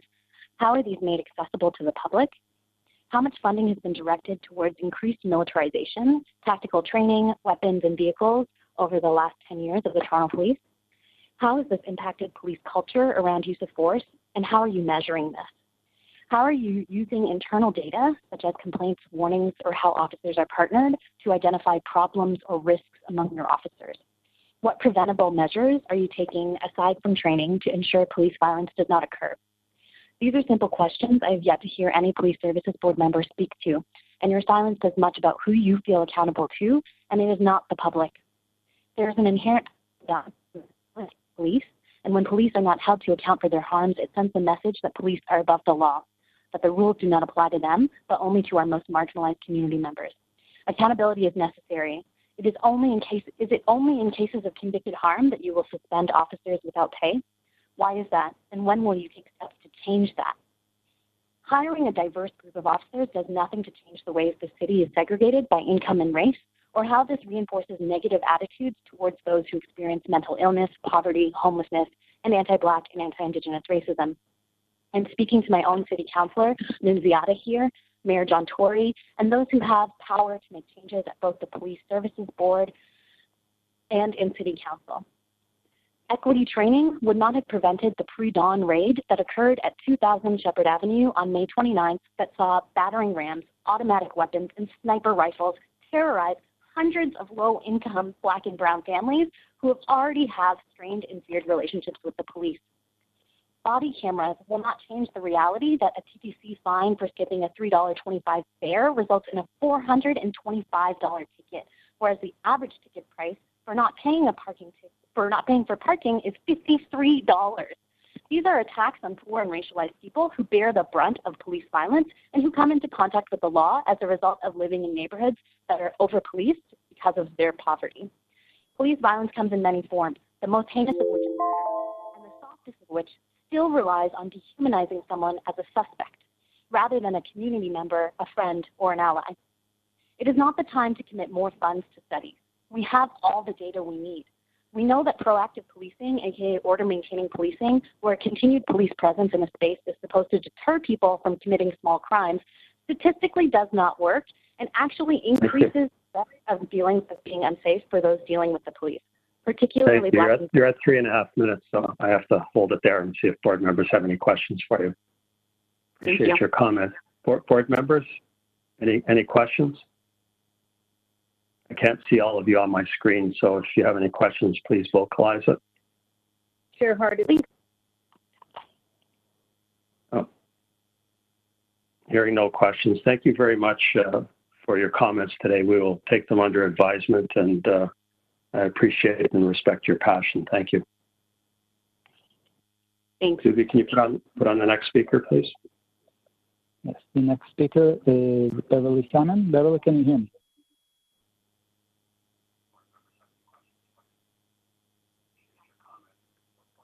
Beverly, can you hear me?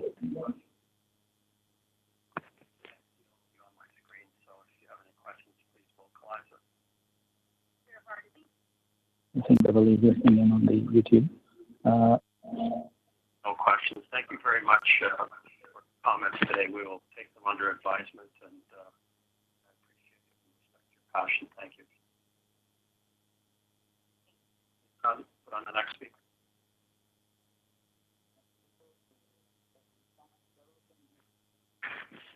Hello.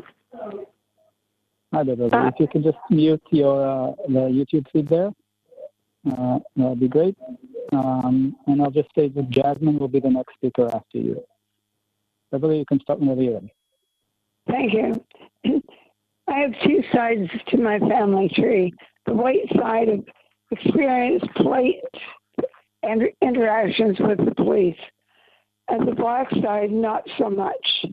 In fact, both sides are reluctant to call the police on mental health issues. I've seen the police harass homeless people as well as Indigenous people and others experiencing poverty around the city hall. People are just sitting idly, were rounded up for no apparent reason. I've seen the police. I've attended many of the coroner's inquests and heard recommendations about how the police training needs to be changed from the military-style policing. I've heard excuses why de-escalation is not being employed. The police culture needs to change as well. With new management coming in, we need someone from a broader search than just someone coming up through the ranks, someone who is not steeped in the current culture and who can bring about the true systemic changes that are needing in policing. And the many police duties need to be reassigned. In other words, the defunding resources need to be used more appropriately by giving certain duties now assigned to police to other agencies much more qualified to do that work. Thank you for this opportunity to express my views. Thank you very much. Members, do you have any questions? I'm having some internet difficulties, so I can't see any of you on my screen. So if you have any questions, please say them. Board members? I have one question for you. You talked about priorities in a chief. Can you tell me what your number one priority would be for a new chief of police? I would like to see a police chief who demands accountability, who does not support the culture where the police stand up for each other, even when they're seeing wrongdoing being committed. I'd like to see someone who believes in de-escalation and not the military style of training, the military style that the police are now receiving. Okay, thank you very much for your comments. We appreciate you spending time with us today and taking the time to dial in. Can you put on the next speaker, please? Chair, I asked one question. Yes, Mayor Tory, go ahead. Bev, it's John Tory here. One of the ideas that I had, and I have no idea if it's right or wrong, but I included it in this report that we're discussing today, is the idea of having some more police training, first of all, because I sort of felt that relative to what you have to do to be in almost any other profession, it's actually, quite relatively minimal. But secondly, the idea of doing some of this kind of training outside of the police college. So you might have it done by Seneca College, or you might have it done by the U of T, or, whatever. Is that an idea that you has any chance of helping to address what you've talked about in the context of, not wanting to sort of import the culture, other cultures of policing here, but rather to develop one that's more uniquely suited to Toronto? I believe removing the training from Elmer would be a very important step. Give the police a broader range of contacts, and I think they would be socialized differently. Also, decades ago, I participated with the Urban Alliance on Race Relations training in Elmer. So the training shouldn't just be an add-on. Anti-racism training needs to be an integral part. But the recruitment process is also very key in making sure that we have individuals who have the mentality to do proper policing with sensitivity to the various people that they serve. Thank you very much. Thanks, Chair. Thank you very much. Any further questions, board members? Hearing none. Thank you very much for spending time with us today and giving us your thoughts. We really appreciate it. Thank you. Juby, can you put on the next speaker, please? Our next speaker is Jasmine, and the one following that will be Jaya Balkishan. Jasmine, can you hear us? Hi, can you hear us? Yes. Please Okay. go ahead whenever you're ready. My name is Jasmine Salvatierra. I'm a young community service worker located in the downtown core, working within the Alexandra Park community. I'm a longtime resident as well as a community healer. I come before you on behalf of many young racialized voices. The first thing we'd like to request is a minimum of police budget towards underserved communities, specifically Black, Latino, Indigenous, and racialized communities, to support programs and resources. Racialized tension between police and racialized folks and young folks have been an ongoing issue. The police are here to serve and to protect, but at what cost? The communities and people they are being paid to serve and to protect fear for their lives. To ignore that is inhumane. We'd also like to request that the Toronto Police Services redirect tactics and provide a thorough training specifically in crisis response in a non-violent manner, and make on-calls for mental health situations with frontline emergency mental health mobile unit, accompany an officer mandatory throughout all divisions, and expand the MCIT program for 24-hour coverage citywide. There are countless situations where simple practical de-escalation tactics could have been used to avoid death or injury of a mentally ill individual. And the disproportionate treatment against mentally ill racialized folks need to be acknowledged, and the police should now be held accountable for their negligence. As a young person in Toronto, speaking for the people and communities affected by the mistreatment, no one is above the law, including police. And I truly don't understand why we're even holding this virtual town hall meeting when you've all just increased the police budget by $50 million while we've been chanting to defund the police. Will this meeting actually change anything? Are you finally listening? What are the meaningful steps the Toronto police are willing to take to get us closer to the recommendations the community has been asking for many years that will make a real difference in the lives in racialized communities? How will the TPS work with real communities to change policies or legislations that hinders a positive relationship and minimizes future violence incidences by police. The hiring practices needs to be changed. The scope of TPS is too broad. We need law enforcement, but we don't need law enforcement to do social work. Just like Toronto police are impacted by witnessing acts of violence and their mental health is impacted by the work they do, communities are equally impacted by acts of violence because they live in areas where acts of violence happens consistently. If we're being real about mental health, we need to take a look at mental health in police and communities equally and holistically. So lastly, is the TPS prepared to escalate community recommendations to the province? Because the province is responsible for changing the Police Service Act. Thank you for your time and the opportunity to speak today. Thank you very much for your comments. We appreciate them. Board members, any questions?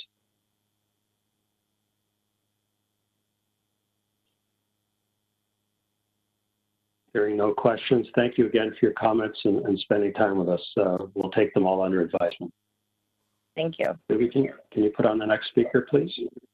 Yes, the next speaker is Jaya Balkisoon. It will be followed by Shaden Hyder. Jaya, can you hear us? Yes, hello. Right. My name is Jaya Balkisoon. I'm calling as a concerned citizen and also as a scared citizen. I'd also like to note that I've included some input from my sister, Geeta Balkisoon, who was unable to attend this meeting. Black, Indigenous, and people of color don't have the same relationship with with police as those who are white. We're scared. I'm scared that any interaction with police can result in death. I don't want another Samia team. We don't want another Regis, another Ijaz. I don't want to be another Sammy, Regis, or Ijaz killed for being a mental health distress and also being a Black, Indigenous person of color. Wellness checks should not result in death, but when the police are not trained for mental health emergencies, why are they being sent to these calls? Why isn't there money for mobile crisis intervention teams, but there's money for tactical equipment to tear gas protesters? These teams need to be on call 24 hours. Mental distress isn't only 9 to 5. This is why we need defunding of the Toronto Police. They have notoriously been violent and racist as long as I've lived, and the people will not forget this. The recent shift in consciousness all over the world to finally have the uncomfortable conversation to dismantle white supremacy cannot be ignored. I'm extremely disappointed in our Toronto City Council, who recently voted down a very well thought out plan and instead chose a poorly thought out plan. Instead of investing in body cams, these funds should be directed to more important causes. Toronto needs affordable housing. We need to invest in our homeless citizens and in public health to prevent crime and the need for police. In my life, every interaction I've ever had with the police has been extremely frightening as a person of color. In my community, the police has never been someone to call for help. It's someone to be scared of. The trauma that the racism of the TPS has lasting effects on Black, Indigenous, and people of color and our mental health. The entire system sets up these minorities for failure. We need to keep the police accountable for their actions. Even when officers are arrested, they're judged by a different standard, like Devontae Miller's attackers. While it may be a difficult concept to accept, I believe that the Toronto Police Services should be systematically defunded and eventually abolished in its current state. This is not a new idea, and no amount of reform, anti-racism, or anti-oppression training, or even body cams can change the history of violence in this city between its radicalized residents and the police, a history that colors every interaction the police have had with racialized citizens in the city. The entire police culture needs to change, and the only way to do this is from the ground up. This is what we are asking for. Listen to your constituents. Please keep us safe. The narrative that we are given by the city is often a decontextualized one, which says that the police can do better, just give us a chance, without acknowledging the history of violence. As Black, Indigenous people of color, we know the danger of an interaction with the Toronto Police. It costs us our lives. This is a fact, not just perceived fears. I'm sure you know the Ontario Human Rights Commission study from 2008 found that Black residents are 20 times more likely than white people to be killed by the police in Toronto. In the last few years, our police budget has skyrocketed in efforts to arm the police with better weapons and increase surveillance in racialized areas. None of this has made us any safer in this city. Thank you very much for your comments. You're now at 3.5 minutes. So unfortunately, I have to cut you off there, but board members may have questions of you. Board members, any questions?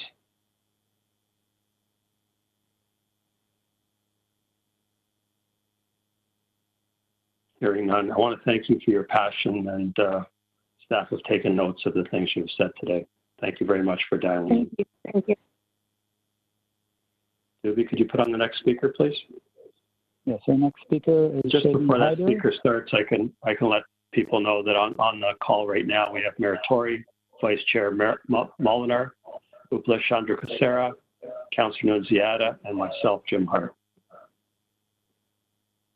Our next speaker is Shaden Hyder, to be followed by Aaron Witherspoon. Shaden, can you hear us? Yes, I can. Can you hear me? Yes, we can. Go ahead whenever you're ready. Okay, perfect. Hi, folks. My name is Shaden Hyder. I'm a frontline worker working with racialized young people, primarily in low-income neighborhoods and youth justice. I do want to echo my fellow community members and frontline workers and everything they've said, but in addition to that, I want to add that complaints made in regards to police need to be dealt with externally, as current practice is to deal with serious issues internally without public knowledge and accountability.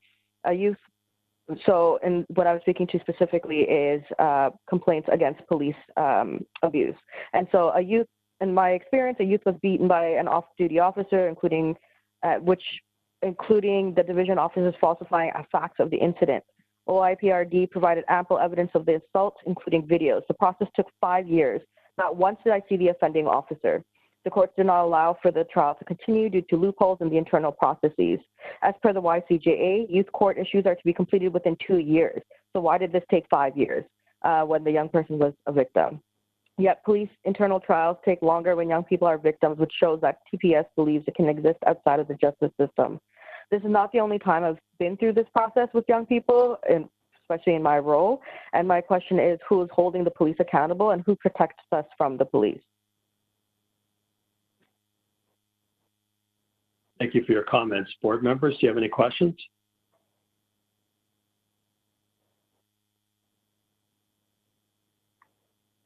Hearing no questions, thank you very much for calling in and giving us your views. We appreciate it. Thank you. Next speaker. The next speaker is Aaron Witherspoon, to be followed by B. Rowley. Aaron, can you hear Hi. Hi, yes, I can hear you. Can you hear me? Yes, we can. Go ahead whenever you're ready. Hi, my name is Erin. I'm a white woman living in Toronto. Thank you so much for your time. I value all the work the board members of the Toronto Police Services do. However, I do think it is time certain changes are implemented that can benefit all citizens of this city, including the police force. Police officers are currently overworked. A high percentage of calls they respond to are nonviolent, anything from potholes to cats stuck in trees. I'm sure you would all agree that there are a number of qualified individuals better suited to respond to the vast majority of 911 calls that come in. Police officers are mostly trained in use of force tactics. Therefore, it makes little sense to deploy them for the vast majority of nonviolent crimes. By not reallocating funds from the TPS budget to other social services, we are wasting our city's resources. Years ago, my brother had a severe mental health crisis where the police were called. He was psychotic. His behavior was erratic and frightening, and he went missing.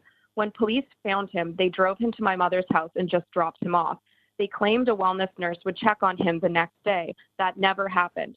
My sisters and I were terrified. My brother was completely unrecognizable. He was incoherent and mumbling very concerning things. We were scared for our safety. We couldn't believe the officer just left him there with barely any explanation. We locked ourselves into the bathroom until our father was able to get there. My family was at a complete loss of what to do. We found messages about suicide. The police offered no help and instead left us to deal with a severe mental health crisis on our own. Thankfully, I was able to finally convince my brother to get to a mental health facility. But had I not been there, or if my brother had been a Black man, this story would almost surely be a different one.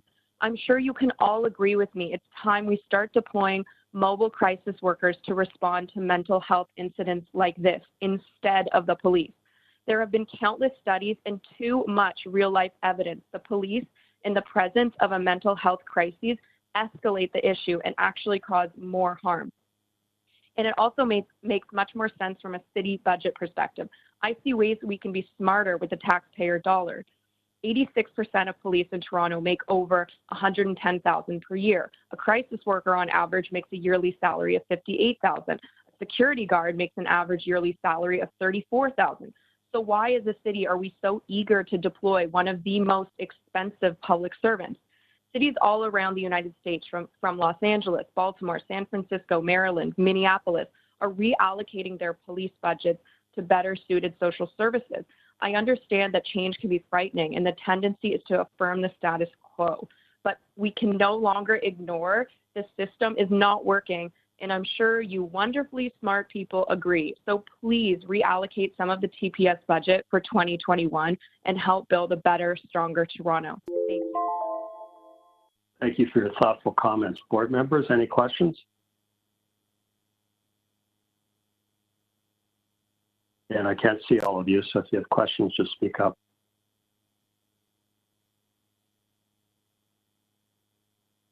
Okay, hearing no questions, thank you very much for your comments. Really appreciate it, and the staff have taken notes. You have lots of good insight, and I'm sorry for the experience that you had. Thank you. Thanks for your time. Next speaker, please. The next speaker is B. Rowley, followed by Bruce Erskine. B. Rowley, can you hear me? Yes, I can. All right, go ahead whenever you're ready. So hi, my name is B. Rowley. I am a white settler living in the Davenport area of this city. First, I want to thank you all deeply from the bottom of my heart for listening to me and so many today and going forward. As you all know, this is a long and difficult process, and I am grateful for your willingness to listen. I believe that most, if not all, of the people you will hear from over these deputations want a better, safer city. A better, safer city for themselves and their neighbors, all of their neighbors. And I believe all of you on this call want the same thing. I also believe that it is a great privilege to hear the stories of so many Black and Indigenous people and people of color. I am a white settler, and when I imagine going through some of the experiences we are hearing people describe, really almost any of these experiences, I don't know if I would have the courage to speak up. I think I might stay silent, believing silence is a better way to ensure my survival. When I think about that, I wonder, is that what we want for our city? So today, in my remaining time, I invite you to do something a bit different with me. We're on a virtual meeting, things have changed, so this might seem a bit weird, and that's okay. All you have to do is follow my instructions as best as you can.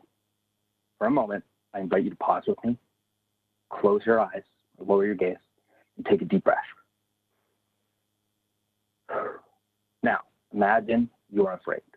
You live in a city where you are almost always scared something will happen to you. Imagine everyone in the city lives with that fear. Hear the silence in that city. Feel the tension. Notice how your body feels right now. Now, take another breath. And imagine a city where you and everyone feel safe. Imagine witnessing people's needs being taken care of. As you walk down the street, maybe you see a mental health worker calmly talking to someone in distress. Or you see a group of people eating together at a community food program. Notice how you feel when you know you and everyone else is taken care of. Hear the laughter in that city. Notice how your body feels now. We can all feel that way. And together, we can make that city happen. That's something I truly believe. And I believe that things are already changing. I know it can be hard to hear these truths, and I know that truth is scary. So what amazes me is these demonstrations of faith in you. Yes, I believe people have faith in you. I believe that is why there are 4 days of public deputations, because people believe that you will hear them and make the changes to create a safe, thriving community for everyone. You all have a great opportunity to listen and then to lead with your actions. The choice is yours. Thank you for listening. Thank you very much for your comments. Very creative and impactful, and one I won't soon forget. Board members, any questions?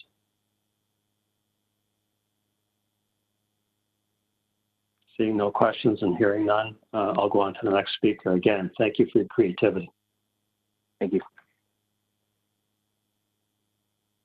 Our next speaker is Sarah Wiley, to be followed by Jennifer Powell. Sarah, can you hear us?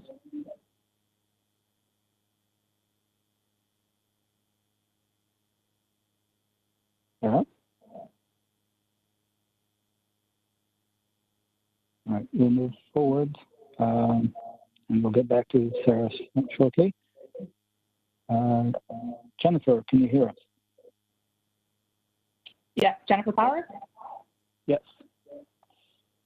Good afternoon. Right. Thank you for the opportunity to speak today. My name is Jennifer Power. I'm a veteran of the Canadian Armed Forces, where I served for 9 years as a naval warfare officer in the regular force. I am now a civil litigator downtown Toronto. My views are my own. I offer this context to let you know that I understand how it feels to carry a weapon, to be employed in a position that may call for the use of force, and that I understand what it takes to make the right decision in the heat of the moment. I want to acknowledge that there's a Nobel Peace Prize in the answer to solving the problems that face the Toronto Police Service.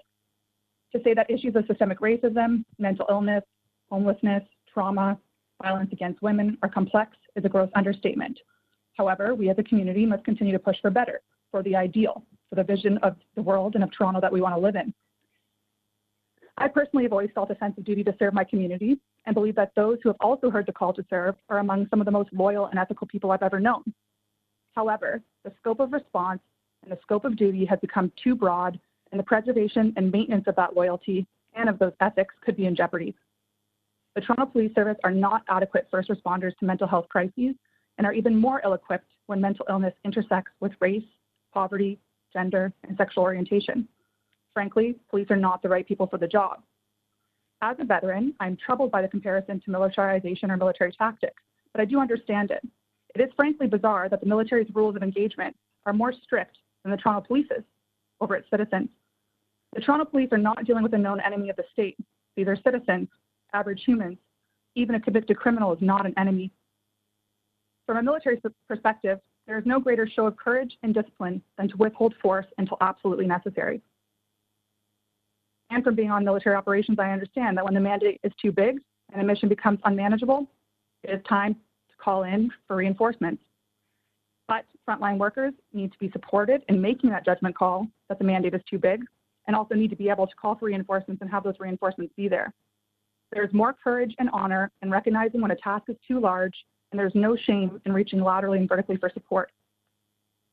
I make these submissions in support of the agenda items that are tabled for hearing on July 19th and the recommendations to the board regarding current events, and in support of the motion to make the board's mental health and addictions advisory panel permanent and the mandate expanded, and either to expand the mobile crisis intervention team program on an urgent basis to meet current service demands, and also that any expansion be funded from within the current 2020 Toronto Service operating budget, or if an alternative mobile crisis intervention model is identified and all partners agree, and the demand for a regular police presence reduces, the board should identify the funding currently allocated to the service's mobile crisis intervention team program for reallocation to this alternative model. In closing, I urge the Toronto Police Service to be egoless in this fight, not defend the status quo. Try not to get bogged down feeling defensive about the fact that the public seems to be against you. As an entity, this is not about you. Let's channel a growth mindset, listening and striving for a more just, more safe, and more equal Toronto. Thank you. Thank you very much for your comments. Board members, any questions?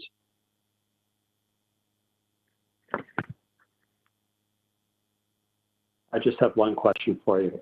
What would you do as a first priority? As a first priority, I think the reallocation of at least a 10% funding model towards the immediate mobile crisis intervention team program. I understand that that only operates on a small shift, 12 hours a day with limited workers. I think we need to have an immediate redirection of those funds towards that team. Okay, thank you for your comments. We'll make note of them. I think Mayor Tory has a question for you as well. Well, I just was very, very interested in your comparison between your military experience and the police. And just as a matter of interest, recognizing what you said is true, which is oftentimes you're dealing, at least in more recent times, with a so-called enemy of the state, I think was the expression used, as opposed to a citizen. Do they spend a lot of time in your military training when you had it on sort of what I'll call what we call de-escalation or non-violent means of dealing with problems you might encounter, recognizing it's a bit different if you're in a sort of combat situation, but did they spend some time on that? Absolutely, Mayor Tory. So that's one of the biggest things that troubles me the most. I almost feel offended when people make the comparison to militarization. I was on an anti-terrorism operation in 2013 in the Middle East, intercepting illicit drugs. I had the rules of engagement briefed to me every single day. On the slide of every presentation I saw, I carried a rules of engagement card which laid out the escalation of force on a card in my pocket. That was part of my uniform. I had to have it, or it could be a uniform infraction. It was beaten into us ad nauseum, and there was absolutely no ambiguity in when I could or could not shoot. And the only thing I can think of in comparison to the Toronto Police is that they must have similar, I think they have similar training. I think they hear these things all the time, but they must be bringing their own biases, their own trauma, their own lived experiences to the table when they're, making the decisions that they do. But I can say that even as a 26-year-old young woman, I knew exactly what I could and what I couldn't do in every situation. Thanks very much. That's very useful. Board members, any other questions? Hearing none, thank you for your insight and thank you for your service. Thank you very much. Next speaker. Our next speaker is Julie McLeod, to be followed by Gina. Julie, can you hear us? Hi, this is Julie. All right, go ahead. Hi, okay. All right, I'm 61 years old and I suffer from PTSD, MDD, which is major depression disorder, and anorexia nervosa. I was only recently diagnosed with these conditions after the Me Too movement triggered daily nightmares, anxiety, depression, and my inability to function on a daily basis. It was as though a reel was playing on loop in my head. When I was approximately 4 years old of age, and I apologize, this is a sensitive topic for some, I was sexually assaulted by a teenage family friend. During the attack, I was threatened that if I did not comply, I would never see my family again. After the incident, I told no one. Throughout my life, I have suffered many bouts of depression, anxiety, and could not eat. One of my earlier fears was being alone with boys when dating, and later being in close proximity to a man was much larger than me, and it would often put me in a state of fear. Aggressive men were always a threat. Coupled with my fears was a constant drive to be perfect. Please everyone, never disappoint everyone. I've embedded in my mind that all would be good if I behaved. This stopped me from speaking up for myself. In a relationship, the man had the power and control, of course, and it could be a catalyst for my fears. I never realized to what extent this attack had impacted my world. It made me both fearful and gravitate to narcissistic men. Just to give you perspective, I'm 5'3", 100 pounds, and I'm easily overpowered. 1 year ago, I was in a relationship with a narcissistic man. I was extremely traumatized by it, and when I ended it, I went to stay at a friend's house, and I was alone. I was at a very low point and was suicidal. During this point, I was cutting myself, which is another thing that I do, and I knew that I needed help. I tried to call some hotlines, and they were both closed. Finally, I called a good friend who helped me out of the rabbit hole. Had I called the police, they possibly would have arrived and seen me in a hysterical or trance-like state with a knife. I would have been triggered by the imbalance of power. I never would have felt comfortable and may not have put the knife down. I don't know if it would have been in my hand or out of shock or fear or being extremely depressed state of mind. I'm wondering how the police would have handled this because I think about the incident, the two incidents really, with the woman and the man that both had weapons in their hands. I would never, ever have harmed anyone, but what would the initial reactions have been? My friend who had experience in dealing with mental health was able to call me and get me on the right track for help and to continue to receive help.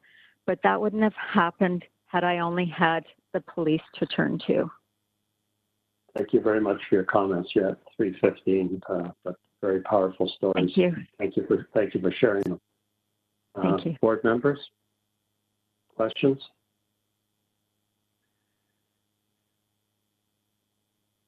Hearing none. Again, thank you for sharing your experiences with us. Okay, thank really you. Appreciate that. Enjoy the rest of your day. Thanks, you too. Julie, next speaker, please. The next speaker is Gina, to be followed by Sarah Wiley. Gina, can you hear us? Hi. Hi, can you hear me? Yes, we can. Go ahead whenever you're ready. Okay, so my name is Gina Delozio. I've worked and studied in Toronto for the last 4 years, and I'm demanding that we cut at least 10% of the Toronto Police budget and redirect those funds over to healthcare professionals that are able to deal with people struggling with mental health crises. Over 80% of 911 calls are mental health related, and police simply do not have the education and the training to deal with those situations. My friend recently had a mental health crisis where she was ready to kill herself. The police responded in a way that only they could be expected to, having so little training. They were not able to help her, and she later got out of police custody and tried again. Had we not been there for her, she probably would have died. Another event where friends of mine who are a part of the LGBTQ community were protesting against the evictions during COVID-19. Police responded to them by throwing a bicycle at them and simultaneously pepper spraying them, even though they were non-violent. This is not the proper way to respond to citizens who are simply fighting for the right to safety and shelter. This is not a political issue, it is a human issue. So why in the last vote did you vote to increase $50 million in your budget when really the police are not responding in appropriate ways? And more training is not enough to fix this broken racist system. Training will not lead to this because it is a toxic situation of power in a police state. I've heard stories from police officers who have now left the police force telling stories about other police officers who would pepper spray the beds of homeless people when they were gone, just out of pure spite and evil. In conclusion, punitive measures and incarceration are much more costly than preventing those crimes by reinvigorating our community on both a financial level and from the cost of human lives.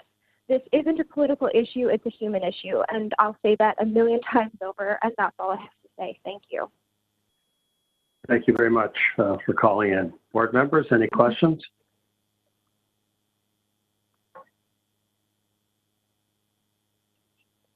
Hearing none, thank you very much for calling in. We appreciate you taking the time, and have a good day. Thank you. I hope you hear my words. Have a good day. Bye.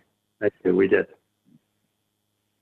Did we next caller? Our next speaker, yes, our next speaker is Sarah Wiley, to be followed by Lynn Naboa. Sarah, can you hear us? Hi there. Yeah, I can hear you. Yes, we can hear you. Go ahead whenever you're ready. My name is Sarah Wiley, and I'm a very concerned resident of the Davenport ward, speaking to you today because I feel it is necessary for us to defund the police by a minimum of 50%, as called for by Black Lives Matter, towards the goal of complete abolition, and to reinvest and reallocate this money into community-based initiatives. This is really important to me as a Toronto resident, outraged by the horrific deaths of Regis Korchinski-Paquette, Ijaz Chowdhury, DeAndre Campbell, Andrew Loku, and others. It's also important to me as a white settler Canadian who has had family members who have been negatively impacted by the police and been incarcerated. I support the measures put forward by BLM and the Toronto Police Accountability Coalition that says the TPS must be defunded immediately, and we should take the following measures. We need to stop the plan for body-worn cameras. The TPS conducted its own study finding that there's no evidence that they are effective at increasing public safety, especially if these cameras are turned off or covered and there are no consequences or accountability for officers doing so. We also need to stop sending cops to mental health crisis calls and send trained rapid response teams developed with community. And we can look to successful examples like Cahoots in Oregon and the Mobile Outreach Service teams in San Francisco. We need to stop sending cops to domestic violence and sexual assault calls and send well-funded crisis teams established by social agencies that come together in collaboration with survivors and advocates, and we can look to successful programs like Cure Violence and Common Justice in the USA. Finally, we need to cut the mounted unit and look into further measures to disarm and demilitarize the police. Cops represent a significant risk to the livelihoods of Black, Indigenous, racialized, low-income, and disabled Torontonians because of their systemically racist, toxic, and violent practices. There are numerous city initiatives. We've all heard about the way forward at this point, and Black and Indigenous communities are saying they do not feel safe around the police. As Black Lives Matter has called for, we need to cut the TPS budget by a minimum of 50% with a goal of 0. I was very disappointed by a recent City Council meeting and the very quick dismissal of the 10% defunding motion. Because now is the time for change. We can follow suit with cities across North America who are defunding the police and reallocating and investing in community-based initiatives. For example, Edmonton just cut their budget by $11 million. Why can't Toronto do so and also be on the right side of history? Black Lives Matter. Thank you for your time. Thank you for your comments. Board members, any questions?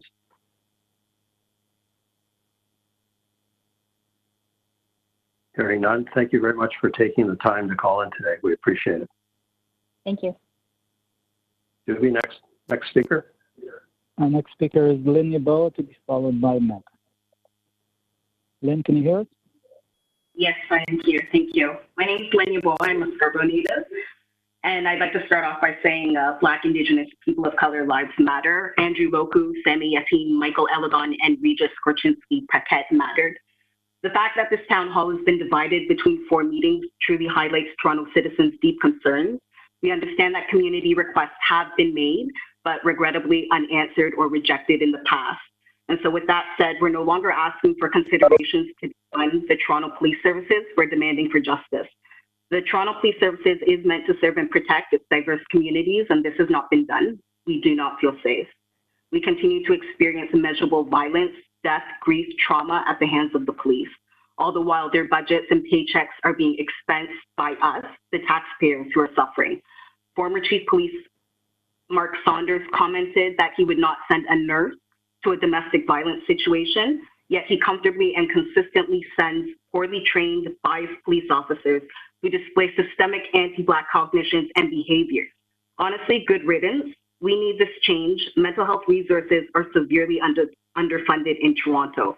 We demand that Toronto Police Services be defunded and financial resources be immediately reallocated to social and community services that address the larger issues facing our communities, such as mental health, homelessness, and education in Toronto. We demand that Toronto policing agenda items be publicized, including detailed budget information, and a new task force with Black, Indigenous, people of color be implemented, one that maintains the integrity and the accountability of spaces for Black people, as well as Indigenous, people of color, Latinos within Toronto. Please take action now. Thank you. Thank you very much for your comments. Board members, any questions?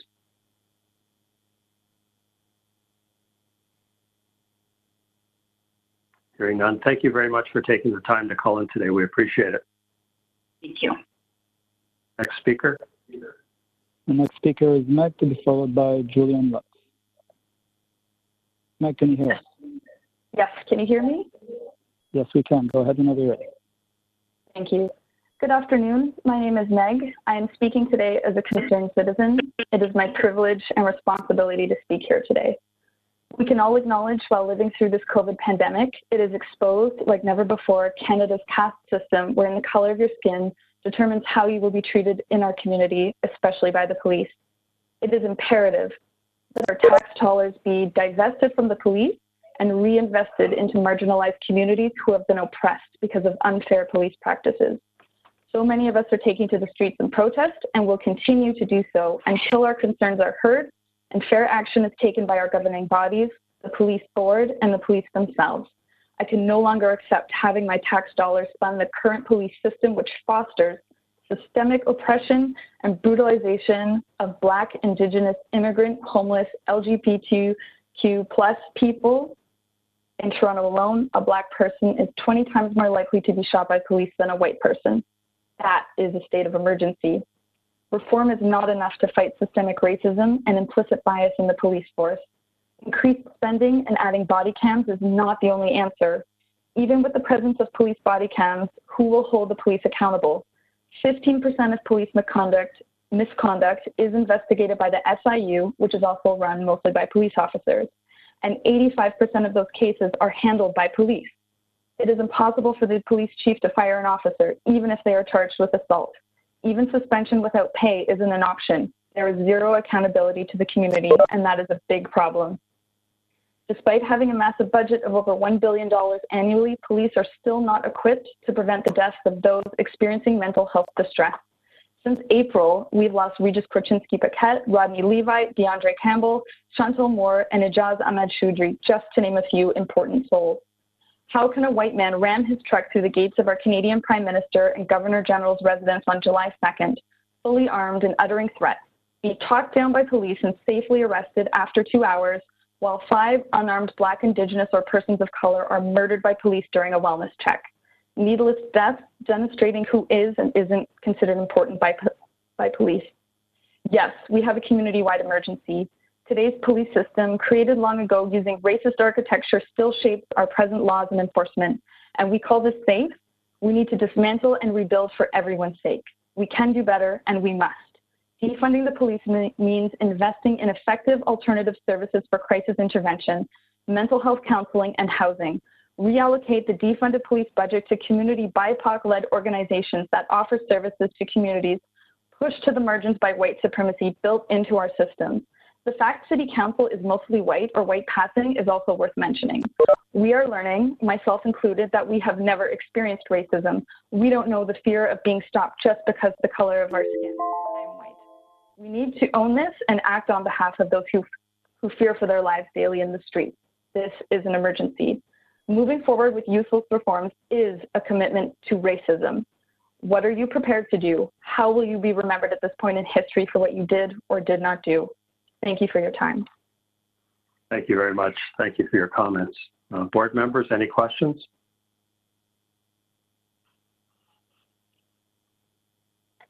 I want to thank you for your passion and for your insight. Thank you very much for dialing in. Thank you. Black Lives Matter. Have a good day. Next speaker. Our next speaker is Bruce Erskine, who we had on before and lost him. And he will be followed by Julian Lutz. Bruce, can you hear us?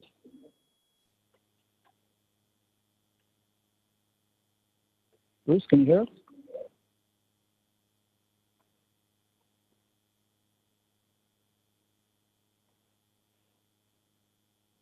All right, so we'll move on to Julian. Bruce will get back to you after. Julian, can you hear us? Hello, I hear you. All right, you're welcome to start whenever you're ready. Great. I am Julian Christian Lutz. I'm the Director of Operation Prefrontal Cortex. Our mission is to reduce gun, mass, and police violence through meditation.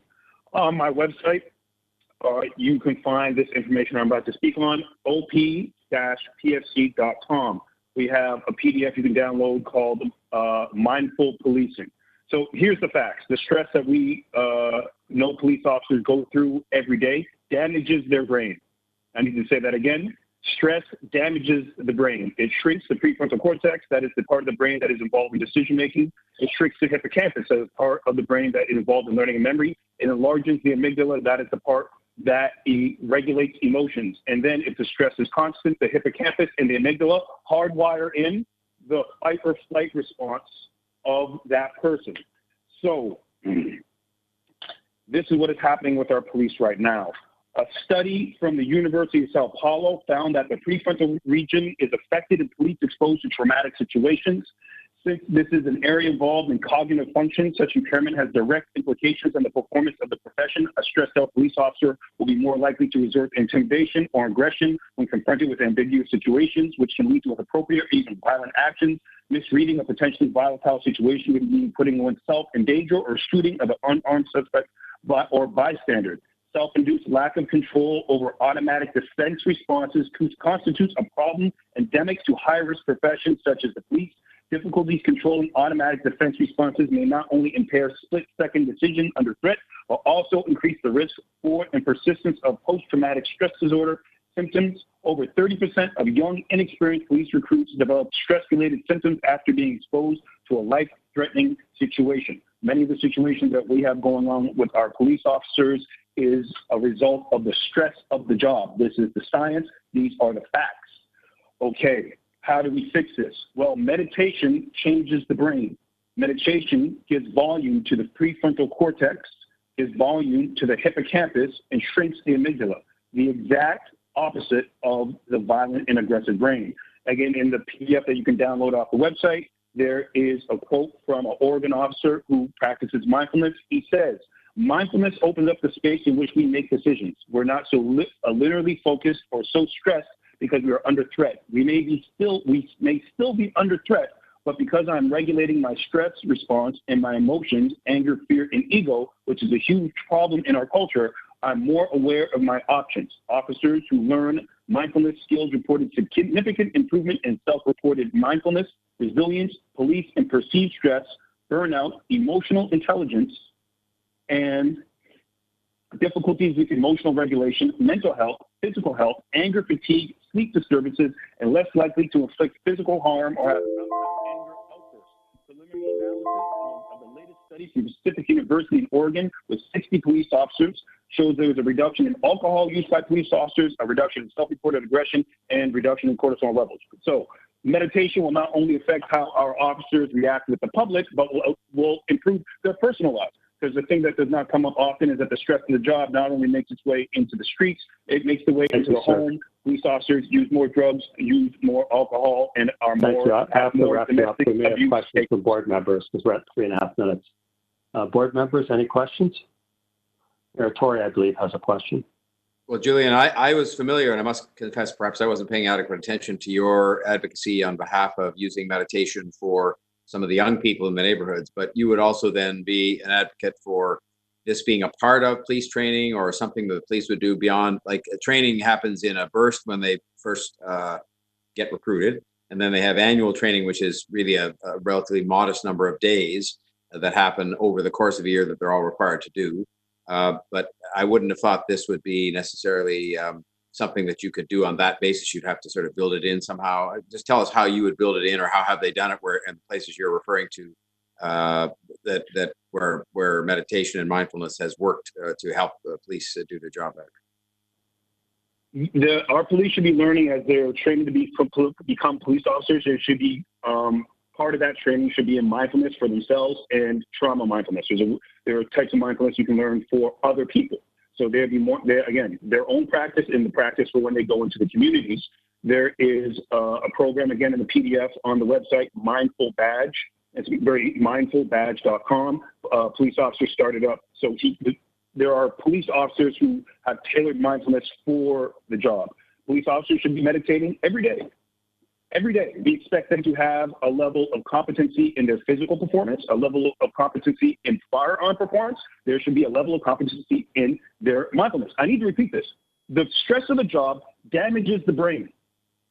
It damages the brain. And in the same way, if these officers were getting into their cars and the seats were damaging their back or their shoes were damaging their feet, we know right now money would appear out of nowhere and we fix that. You now know that the job damages the brain. I'm not exaggerating. This is what science calls it. You now know it damages the brain, and you now know the way to fix it is through meditation. You must act on this information. In the same way, if I told a police officer that person has a gun or a knife, they must act on the situation. You now know that the stress of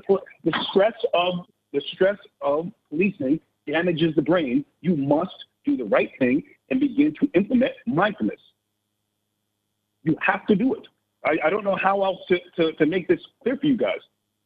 All right? This is a simple thing to do. It's affordable and will change many of the aspects that we've got going on with the police. It does not fix everything, but a lot of the things people are asking for, training, new ways to go about interacting with the community, is addressed through mindfulness. And on top of that, let me remind you again, their lives are affected by the job.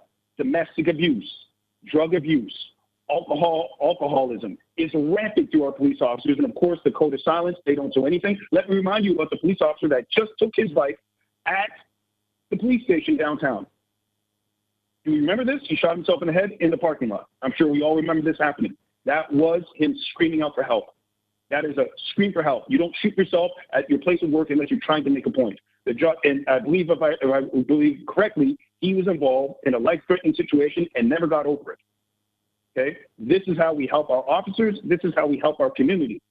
Okay? And again, the science of this is very clear. This is brain damage that can be repaired through mindfulness. You now know this. You must act upon it. Thank you. Board members, any other questions? So thank you very much for your comments. We've certainly taken notes and appreciate you calling in. Thank you. Next speaker. We're going to try to go to Bruce again. Bruce, can you hear us? Bruce, can you hear us? Okay, so we'll move on to Rebecca Whitley, to be followed by Dinesh Yousefi. Rebecca, Hello. can you hear us? Yes, I can hear you. Can you hear me? Yes, we can. Go ahead whenever you're ready. Thank you. My name is Rebecca Whitby. I am a white settler and a very concerned citizen. I think that it is unacceptable that after many requests to lower the billion-dollar police budget and dismantle police, the City Council voted to increase the budget over a 10-year period. Not what we asked for at all. The intention is to equip all cops with body cams and introduce anti-racist and anti-violent reform. Why such a long-term plan? Act now. Do you really believe that you can train this culture of violence and racism out of police? If body cams are part of your solution to end police brutality, how do you plan to ensure cops will not tamper with this technology? What consequences will you put in place to hold the cops who violate body cam requirements accountable? How will you hold police responsible for their brutality and misconduct in general? Will you fine them, terminate them, loss of pension? Will you charge them? What happens to ensure that they don't break the rules that protect the community they serve from them? If a settlement is reached due to police misconduct, where does that settlement money come from? I've always wondered. Is it built into the budget? If yes, why are taxpayers paying for police wrongdoing? That money needs to be reallocated to social services immediately. There needs to be personal and transparent consequences for cops that engage in racism, brutality, and misconduct, especially repeat offenders. Violence and misappropriation of power will not be tolerated. The SIU was put in place to protect the citizens of this city and province from the police, but I want to know what you do to hold your staff accountable for violence and death. We have given police too much responsibility. Is this a tactic to justify the huge budget? You are not reducing crime. You are not making the city safer. The increased budgets don't come with less civilian deaths. Black and Indigenous people are dying at the hands of cops frequently. Systemic racism exists in the Toronto Police Force, and we want real change, the kind that will come from dismantling the system that you operate. Furthermore, police do not have any business attending welfare checks. There are people trained to support individuals having mental health emergencies, and they do so without escalation, weapons, force, or fear tactics. Please stop sending armed, untrained, underqualified individuals to handle serious mental health emergencies. It is resulting in the deaths of Black and Indigenous people at an alarming rate. If there is a situation that requires actual policing, then by all means, have a small task force in place to handle those specific situations. Everything else, especially wellness checks, do not need to be handled by police who are not properly equipped to help. I suggest that you enforce a no gun, no force policy when going to wellness checks immediately. It will take time to defund and dismantle your organization. We, the people, will keep fighting for that. Please consult with Black Lives Matter for a full list of demands as pertains to the police. The Black community deserves better. The Indigenous community deserves better. End systemic racism. Stop wrongful arrests. Stop the violence in your organization. Stop wasting financial resources. Stop brutalizing those in mental health crisis. And stop killing people you are meant to serve and protect. Thank you. Thank you very much for your comments. Board members, any questions?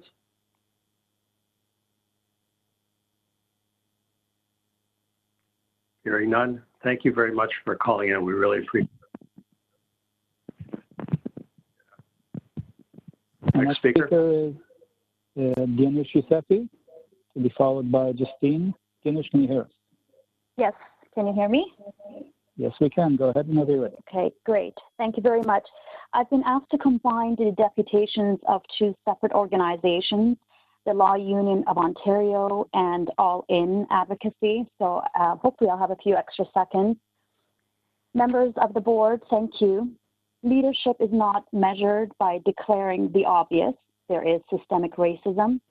It is measured by the proactive steps that are taken to address and end the wrongs that have existed for so long. And this is your moment to be the leaders that we need you to be, to effect the kind of change that is morally and ethically required of you. This is not about a few bad apples. With great respect to the officers who act with integrity, this is about an infested tree. For decades, members of the public have demanded police reform. And while reform has been studied and recommended repeatedly, it has rarely been effectively implemented because the institution and the board have resisted it. But this is not about reform anymore. It's about transformation.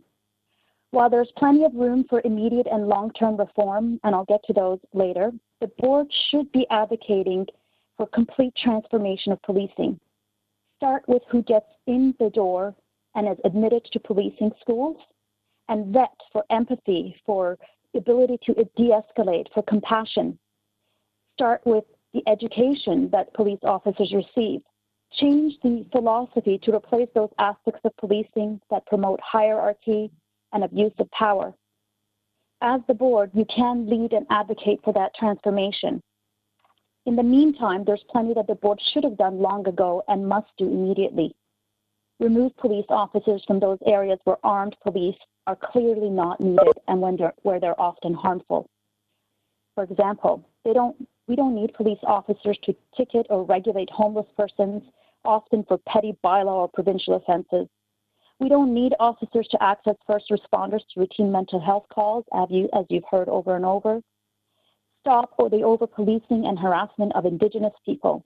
End the over-policing of Black and Brown neighborhoods. End racial profiling. End it for real.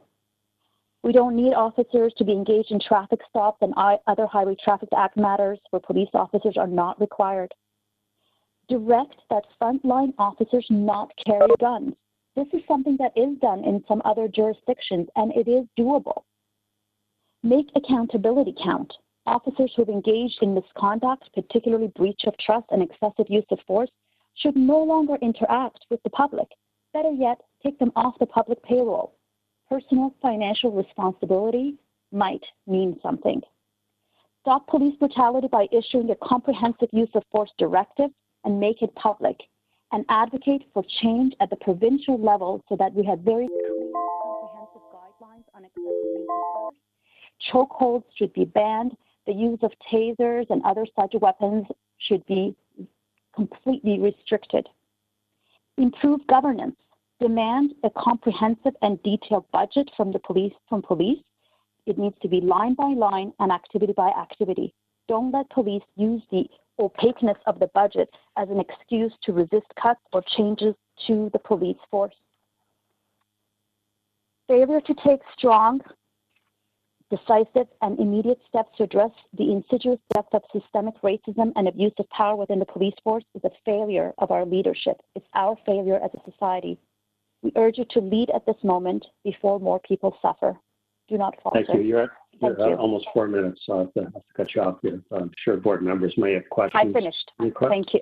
Any questions, board members?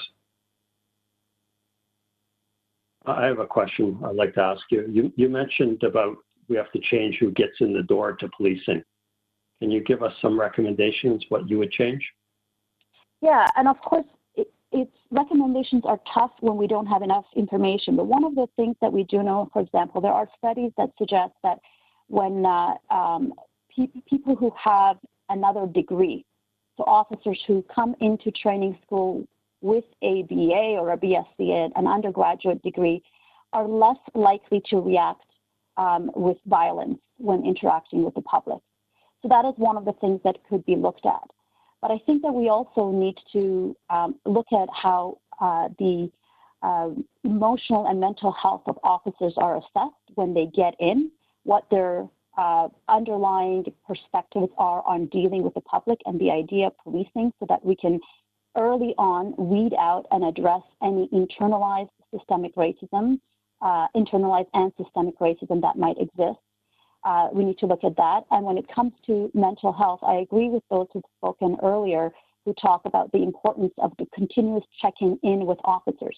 We need people who see their role not as one of carrying weapons and beating down criminals, but ones who see their role as improving safety in relationships through dialogue, through de-escalation, through conflict resolution. And that's clearly not at the forefront of education right now. It's sort of relegated to a seminar here and there as opposed to incorporated into the teaching.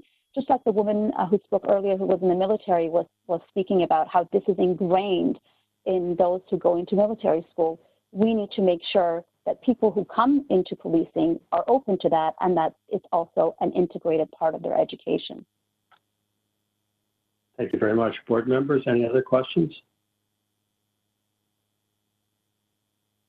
Hearing none, thank you for spending the time with us today. I found your comments very helpful. I'm sure board members did as well. Thank you for your time. Have a good afternoon. Take care. Next speaker, please. The next speaker is Justine, and she'll be the last one on our list currently. Hi there, Justine, can you hear me? Yes, we can. Go ahead whenever you're ready. Okay, so hi, my name is Justine. Firstly, I just want to talk about, in a letter John Tory addressed to City Council with the subject changes to policing in Toronto, he likened the TPS officer to population ratio to other world-class cities in the States and here in Canada. He and many others have also claimed that they are not able to support quote-unquote arbitrary cuts. So I just want to ask, why is it that city councils were able to cut, for instance, $150 million from the LAPD, $1 billion has been pledged to be cut from the NYPD, $23 million from San Francisco, and even $11 million in our own country in Edmonton. John Tory also mentions the budget cuts coming from any potential savings found. Any potential savings that are found. I want to know who is it that's going to be making the ultimate decisions of where these savings are coming from. For instance, many cities in North America have voted to dismantle their mounted units over the last 10 or so years as they've been deemed unnecessary. How much of the TPS budget is allocated to the mounted police unit? I personally believe this money could be put to better use in our community.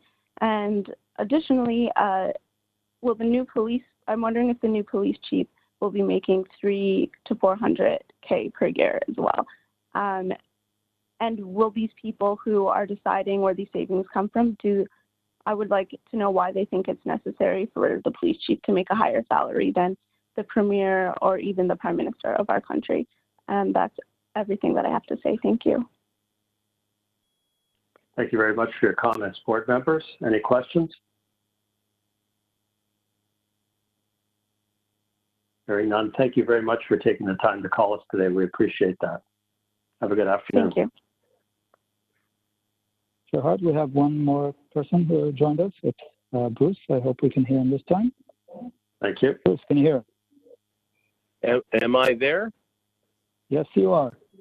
We're ready for All right. Whenever you are. Wow, this has taken about 3 hours to get here, but thank you very much for taking my call.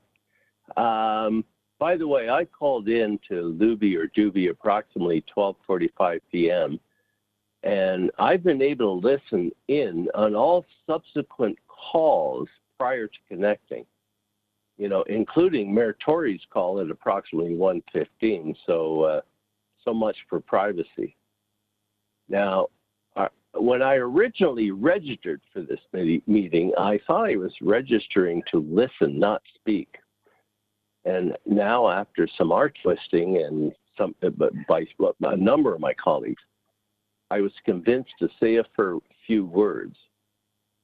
Now, through my family and over 60 plus years, I've been involved with policing all of my life.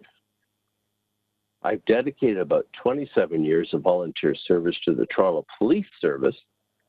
In the early 1980s, I was one of the founders of the Toronto Crime Stoppers, and I served as its second chairperson. One of the new members of the board when I became chair was John Tory, now Mayor Tory. Hello, John. By the way, I'm a huge supporter of your leadership. since 2004 rather, I've been a member of the 22 Division Community Police Liaison Committee.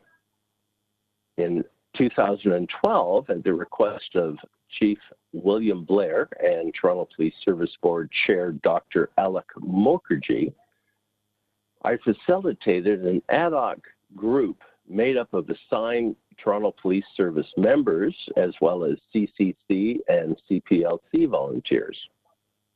As volunteers, we met twice per year for over 2 years. Every 2 weeks, we produced a 2004 white paper entitled The Future of Community Partnerships with Toronto Police Service. A Phase 2 best practices documented was produced a couple of years afterwards. As I understand, after these many, many hours of volunteer contribution, these documents received limited acknowledgements by the Toronto Police Services and was more or less put on the shelf, never to see the light of day. Interesting though, many of the Phase 2 best practices recommendations were copied almost word for word, some say plagiarized, to the new Community Policing Manual, or whatever it's called. With only Toronto Police Service contribution and no active civilian contribution. I mean, no recognition has ever gone to the many hours of work that we put into this. In my lifetime of involvement with policing in Ontario, I've concluded that police services want the optics of community policing, but do not want the real responsibility of actually having to deliver the real community policing. The role of community policing depends on the attitude of the local police representative in charge, but most, however, pay lip service and nothing happens. My father once said that policing comes in one of two categories, old and new, and it has nothing to do with age. Moving forward, the Toronto Police Service needs to take seriously the role of community policing. Lose your community volunteers. I will sign off now. If Mayor Tory or anyone else would like to get in touch, you know how to contact me. Thank you. Thank you very much. Board members, any questions? Councilor Ziad, I believe you have a question. Yes, to the deputant. I think I missed, you commented that you volunteer on one of the CPLCs in one of the divisions, and that's where the CPLC group brought forward that report. Do you want me to respond? If yes, you please. Could. Yes, if you All could. right. Yeah. Actually, I represented the Toronto 22 Division, but Okay. at one of the annual meetings, we decided to form an ad hoc committee made up of all the CPLC CPCs, and we spent 2 years meeting every 2 weeks, putting together the white paper. Okay. Have you ever read it? No, you haven't seen it. Did So you this- ever receive it? No, I didn't actually. All right. Well, you know, that might be a place to start. We Yeah. spent, I mean, I don't want to belittle this, but we spent a number of hours putting this together and nothing ever happened. It was put on a shelf. Okay, thank you. Thank you very much. Any other questions, And board where, members? and where does it go from here? I'll speak to that. I certainly will follow up myself on the white paper. I'm sure staff are taking notes of that now, so that will be followed up on. I just have one question of you, sir.